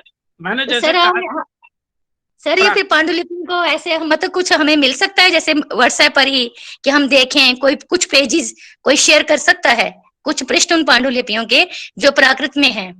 बाकी कन्नड़ा, तमिल, तेलुगु, मलयालम जितनी भी उधर की भाषाएं और लिपियां हैं उन पर तो हैं, वो तो मतलब उन पर बहुत कुछ है, लेकिन ये प्राकृत में अगर जो पांडुलिपियां हैं, क्योंकि हमने बच्चों को यही पढ़ाना पड़ता है कि भाई प्राकृत में सिर्फ अभिलेख मिलते हैं महाराजा अशोक के, उसके बाद जितने भी वंश हमारे यहाँ हुए, राजवंश हुए, उन्होंने ब्राह्मी तो ली, लेकिन सारी संस्कृत भाषा में लिखा। जैसे समुद्रगुप्त का है, चंद्रगुप्त का है, वाग्मत गुप्ता डायनेस्टीज है, या शुंग कुषाण जितने भी आए, चोलास पांड्या जितने भी आए, सबने संस्कृत भाषा के लिए मतलब उस ब्राह्मी में संस्कृत भाषा में अभिलेख लिखे, या पांडुलिपियां भी हमें मतलब उस तरह से नहीं मिलती, जो प्राकृत में हो, ब्राह्मी में हो, लेकिन उसकी भाषा प्राकृत हो, अशोक के सिवा नहीं मिलती। तो कुछ अगर मिल सकता है तो सर प्लीज हमें इसी एक ग्रुप बना लीजिए जो आज लोग जुड़े हैं, और शेयर करें, तो हम देखें कि हम बच्चों को बता सकें कि खाली महाराजा अशोक के अभिलेख ही नहीं है प्राकृत भाषा में, और ब्राह्मी लिपि में पांडुलिपियां भी हैं। तो एक जानकारी होगी सर हमारे लिए भी और बच्चों के लिए भी, आने वाली पीढ़ियों के लिए। मैडम जैसे आपने कहा कि शिलालेखों में या स्तंभ लेख जो है या भित्ति लेख है, इन लेखों में ब्राह्मी लिपि मिलती है, लेकिन मैंने कहा आपको कि नागरी लिपि में प्राकृत की पांडुलिपियां बहुत मिलती है। नागरी लिपि में सर कहाँ से मिलती है यही नहीं पता, स्रोत नहीं पता।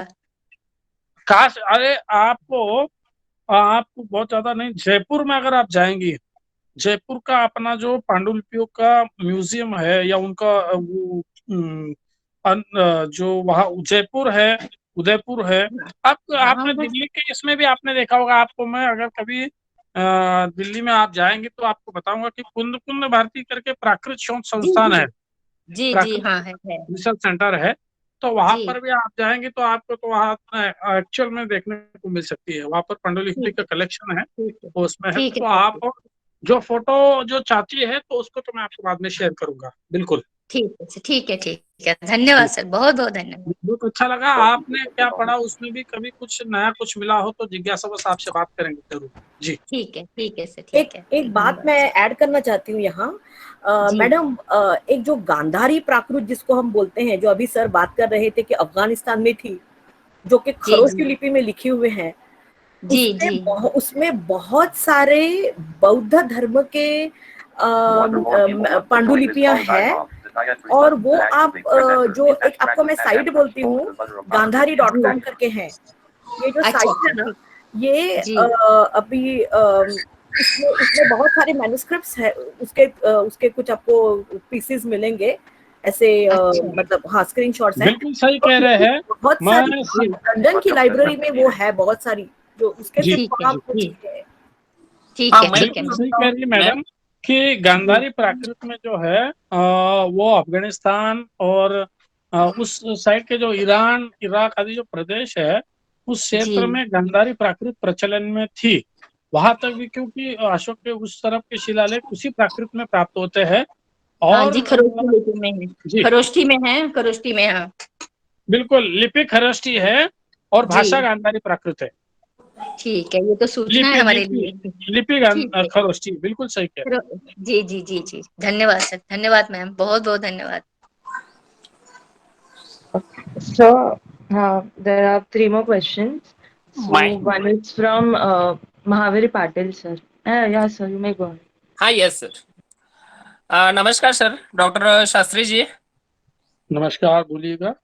हाँ, जो नई राष्ट्रीय शिक्षा नीति 2020 है, उसके अंतर्गत 22.16 में उन्होंने बताया है कि विश्वविद्यालय के परिसर में एक पाली, पारसी एवं प्राकृत भाषा के लिए एक राष्ट्रीय संस्थान स्थापित किया जाए। तो इसे लेकर किस प्रकार से हमें लाभ उठाना चाहिए? जी पाटिल जी, आप सांगली से है, मेरा सांगली से है, बिल्कुल सही है ना? हाँ सही है जी पाटिल जी, आपने बहुत अच्छा क्वेश्चन पूछा, क्योंकि ये आज का व्याख्यान इसी पे रखा था कि लेटेस्ट में क्या इसमें डेवलपमेंट्स है। तो जो वो नीति जो है, इस नीति के लिए 2 साल पहले एक विशेष कमेटी गठित हुई थी मानव संसाधन मंत्रालय के अंडर में, जिसमें प्राकृत और पाली के लिए विशेष विकास के लिए इन्होंने ये कमेटी बनाई थी अलग अलग से। तो जिसमें प्राकृत के और पाली के अलग अलग इसमें विद्वान थे, तो उन्होंने कुछ सुझाव दिए थे। तो नई शिक्षा नीति में भी उन्होंने इसके लिए सुझाव दिए थे, क्योंकि किसी भी देश का जो वर्तमान कितना समृद्ध है वो देखने के लिए उसका अतीत या उसका इतिहास कितना समृद्ध है ये स्पष्ट करना बहुत आवश्यक होता है। जितनी संस्कृति आपकी प्राचीन होती है उतना आपका वैभव बड़ा ऐसा माना जाता है। तो नई शिक्षा नीति में भी उन्होंने इसी को महत्व दिया है कि भैया आपको आपके जो प्राचीन ग्रंथ शास्त्र जो है, जैसे मैंने अपने व्याख्यान में उल्लेख भी किया था विज्ञान आदि का, तो उसमें से आप संशोधन करके निकालिए कि और क्या चीज आप नई दुनिया को क्या दे सकते हैं, अपने परिवार को, अपने समाज को, अपने राष्ट्र को, अपने देश को और विश्व को आप क्या नया दे सकते हैं इस माध्यम से, इसके लिए उन्होंने संशोधन के लिए खास किया ये क्षेत्र चुना। और साथ ही संशोधन केंद्र आपने जैसे बताया कि विश्वविद्यालय इसके लिए स्थापित हो, ताकि स्वतंत्र रूप से उसको निष्पक्ष रूप से, कई बार क्या होता है अन्य भाषाओं के साथ वगैरह इसको जोड़ दिया जाता है तो उसमें फिर अन्याय हो जाता है और उसको कर नहीं पाते, तो उस प्रकार से स्वतंत्र रूप से उसमें उसको विकास के लिए सहज उसको लाभ दिया जाए, इसलिए इन्होंने इसमें नीति में इसको रखा है। और निश्चित ही हमें लाभ लेना चाहिए, और उसमें सिर्फ उन विश्वविद्यालयों में नहीं, अलग अलग प्रोजेक्ट्स भी उसमें आने वाले हैं, तो उन प्रोजेक्ट के माध्यम से, जैसे अभी मैडम जी बोल रही थी सुषमा जी की वो पांडुलिपि पर काम कर रही है, तो जो अप्रकाशित पांडुलिपियां है तो उस पर भी काम कर सकते हैं। जैसे अपभ्रंश मराठी के लिए डॉक्टर गोमटेश्वर पाटिल ने बहुत ही सुंदर काम किया गत 10 वर्षों में, और उस प्रकार से हम भी करके, जैसे महाराष्ट्र गवर्नमेंट ने उनको पूरा सपोर्ट दिया, तो उस प्रकार से आप नई शिक्षा नीति में प्राकृत पाली के इस प्रोजेक्ट में उस माध्यम से आप अपना भी और भाषा का भी और अपनी संस्कृति का विकास कर सकते। सर मैं Abhishek Pande. Okay, thank you. Sir प्रणाम, मैं अभिषेक पांडे काशी हिंदू विश्वविद्यालय बनारस से हूँ। सर मेरा जो शोध क्षेत्र है वो मध्य एशिया है, भारत का मध्य एशिया से सांस्कृतिक संबंध। तो अध्ययन के दौरान सर हमने 2-3 चीजें पाई, मुझे लगा कि मुझे आप सबसे वो कहना चाहिए, शेयर करना चाहिए।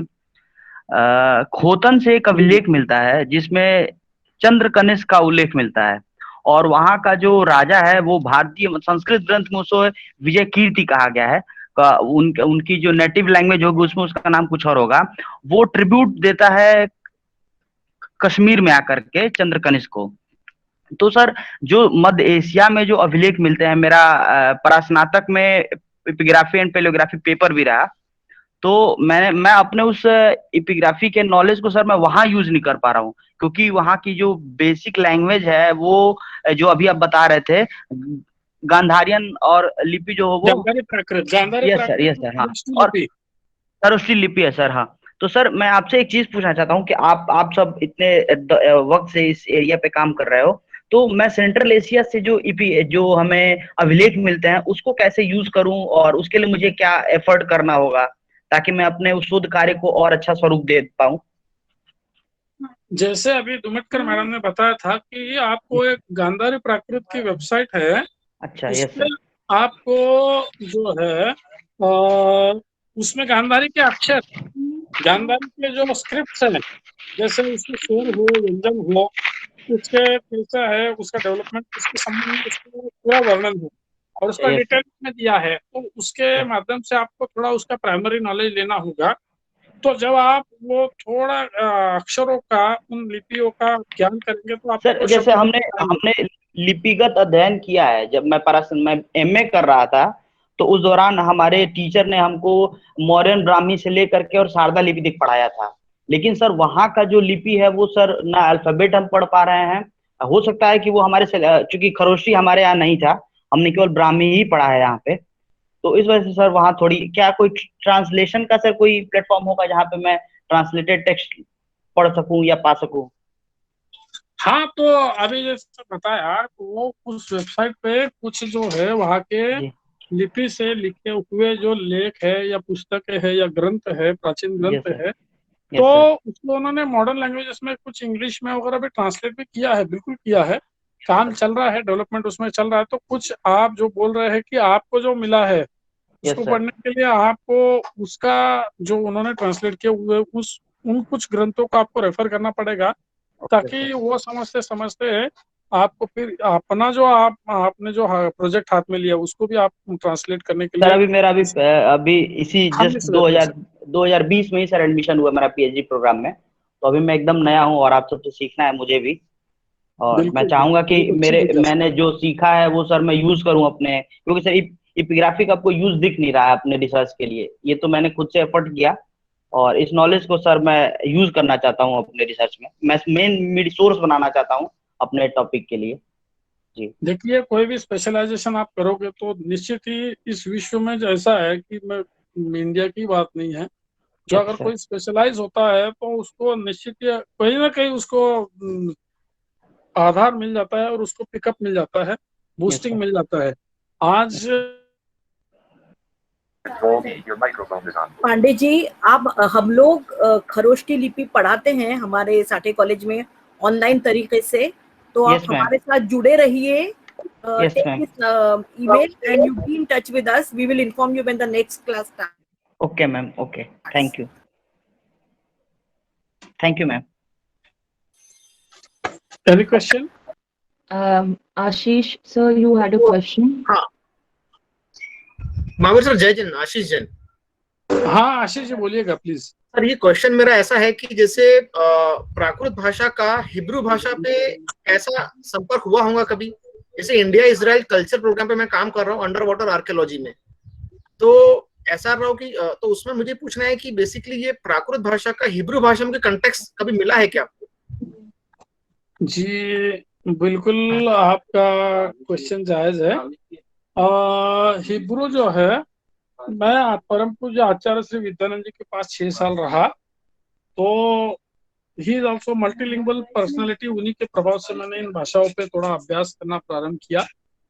तो वो हमेशा बोलते थे, क्योंकि ल्यूकस या हम जो कहते हैं सम्राट सिकंदर जो था, वो उस समय में अपने समय में उसने वहां से लेकर पूरे भारत देश हो या वहां पर उस हिब्रू का जो प्रदेश है, उस प्रदेश में भी उन्होंने बहुत ही विहार वगैरह भी किया था. जैसे कल्याण मुनि थे, कल्याण मुनि करके एक मुनि हुई है, उनका इतिहास में उल्लेख आता है. एक मैंने दिगंबरत और दिगंबर मुनि कामता प्रसाद जी की पुस्तक है, उसमें भी उसका उल्लेख है. तो उन्होंने उस जगह में विहार किया था. तो उस जगह में आज भी जो है अनेक शब्द जो है हिब्रू भाषा में प्राकृत भाषा के या इंडियन कल्चर के शब्द उसमें प्राप्त होते हैं. तो निश्चित ही ये कल्याण मुनि ने दिगंबर अवस्था में वहां पर उस समय जो विहार किया था, उसका वहां पर प्रभाव हुआ.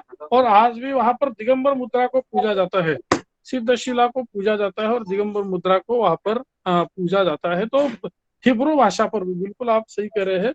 और वहां पर भी उसमें शॉकर कहते हैं, शक्कर को. शक्कर जो प्राकृत से शब्द हुआ है, शॉकर कहते हैं उसको.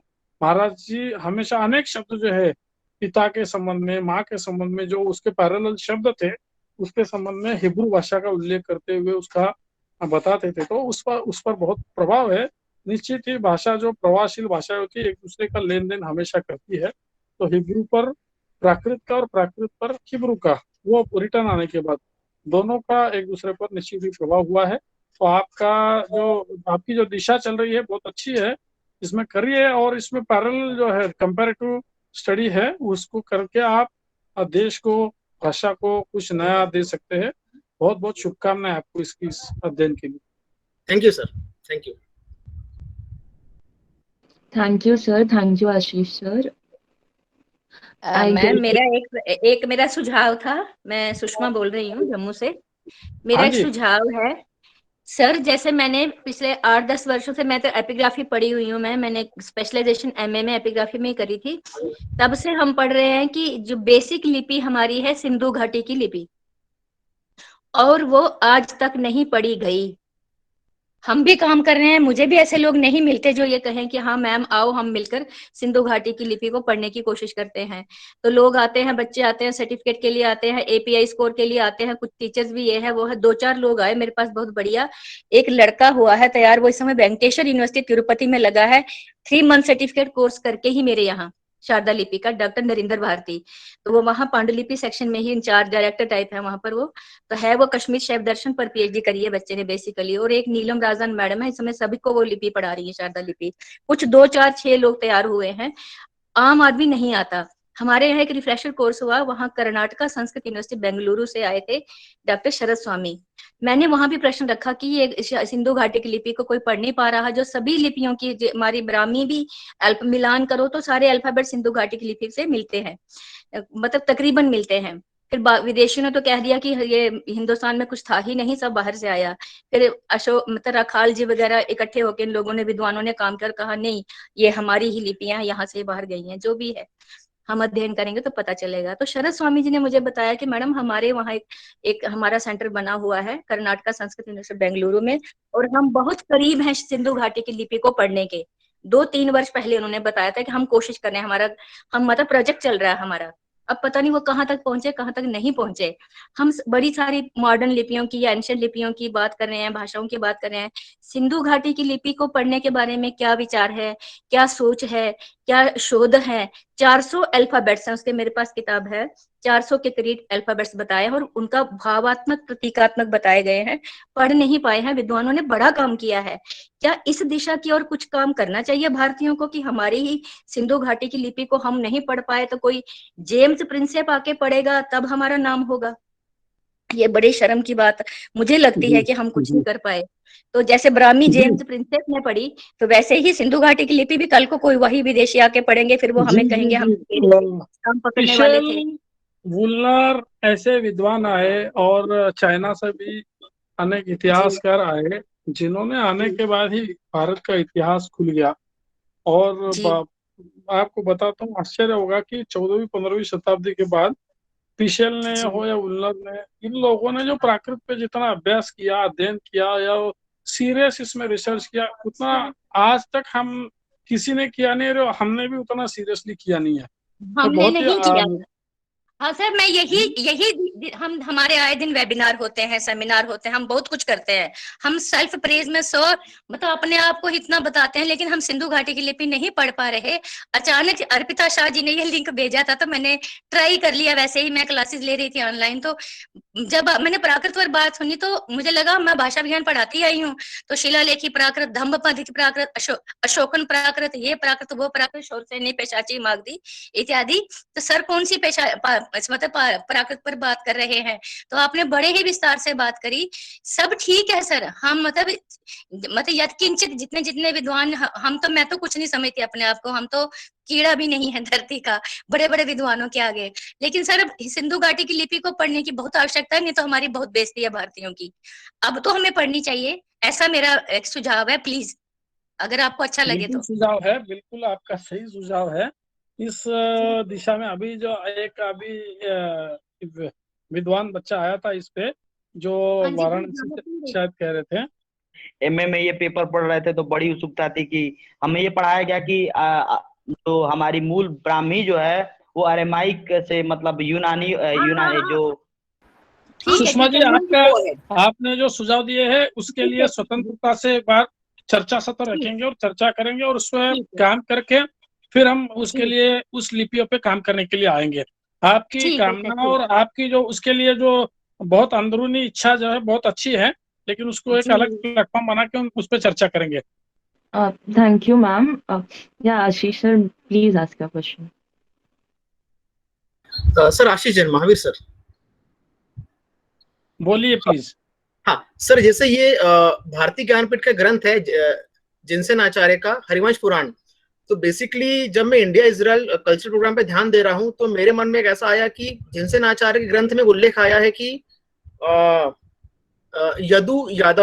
यदुवंश यादव का, तो क्या ये द्वारिका वही द्वारिका है जो SR राव द्वारा बताई गई थी अंडर वाटर आर्कियोलॉजी में? प्राकृत में ऐसे कंटेक्स्ट है कि जो द्वारिका आज की वही द्वारिका हमको मिली होंगी इस टाइप से? जी, नेमिनाथ पुराण संबंधी प्राकृत ग्रंथ है तो उसमें द्वारिका का वर्णन आता है, लेकिन वहाँ जल स्पर्श का भी उसका वर्णन है। तो उस कंटेक्स्ट में जैसे सुषमा जी चाह रही कि लिपि में अध्ययन हो, ऐसे आपको अगर जिज्ञासा है तो गुजरात में कुछ जगह इस पे अध्ययन हो रहा है, गुजरात यूनिवर्सिटी में है और कोबा में भी इस पे थोड़ा अध्ययन हो रहा है प्राकृत के कंटेक्स्ट में। इसको यदुवंशी यानी वो वाला कनेक्शन लेते हुए अभ्यास करने का या उसको संशोधन करने का प्रयास हो रहा है। तो आप भी उस जगह से जुड़ सकते हैं और उसको निश्चित ही नेमिनाथ पुराण जो है या गिरनार में कुछ ग्रंथ प्राप्त हुए हैं, हस्तलिखित ग्रंथ, उसमें उसका उल्लेख आया है, उसका कनेक्शन दिखाई दिया है उनको, उस कंटेक्स्ट पे उनका काम चल रहा है बिल्कुल। और कनेक्शन बिल्कुल हो सकता है कि वो वाला जो है, क्योंकि ये पृथ्वी का परिवर्तन है, कुछ जगह कभी नीचे ऊपर हो जाता है तो उसमें पानी के नीचे वो दब गई हो, ऐसे कहने में कोई दिक्कत नहीं है क्योंकि वो प्रदेश ही वही है। जी ठीक है, थैंक यू। और शास्त्र में भी उसका कुछ जगह जल के निकट करके उसका उल्लेख बहुत जगह है और जल के नीचे क्या क्या बना सकते हैं उसका भी उल्लेख उस ग्रंथ में आया है, तो वो उस रूप से देख सकते हैं। जी ठक्कुर क्योंकि पेरुजी का वो एक हुआ है रत्न कि ग्रंथ है, उसमें भी उसका उल्लेख है जी।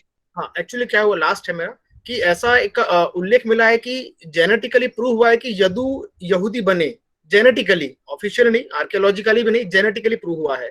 तो यदु यहूदी बने ऐसे कोई अपभ्रंश अगर हिब्रू में अगर मिलते हैं तो फिर ये मेरा काम काफी अच्छे से हो पाएगा हिब्रू में। जी, और मैंने भी एक ग्रंथ पढ़ा था कि उनका यहाँ पर आगमन हुआ था या यहाँ आने के बाद ही उनका विशेष प्रभाव हुआ था। इस संबंध में मैंने भी एक ग्रंथ पढ़ा है, फिर से मैं उसको स्मृत करता हूँ और आपको वो मुझे मिलता है तो आपको मैं शेयर करता हूँ जी। पक्का, thank you. Thank you, sir. I guess there are no further questions, sir. We are done with the question and answer session. I appeal Vaishnavi to carry on. Thank you. Thank you, Shruti. Now I request my another classmate, Mayur Balande, to give vote of thanks. Over to you, Mayur. First of all, good evening to all of you. I am Mayur Balande, student of TYBA History of Sathe College. I first of all thank our guest speaker, Dr. Mahavir Shastri, for sparing his valuable time for delivering us an illuminating lecture. My thanks also goes to our Honorable Principal Dr. Madhav Rajwade sir for allowing us to hold this lecture. I thank History Department of Satay College, that is Dr. Avida Dhumatkar and Prasad Lunde sir, for arranging this lecture for us. Last but not the least, I thank you all for attending this lecture and making it a success. Thank you very much.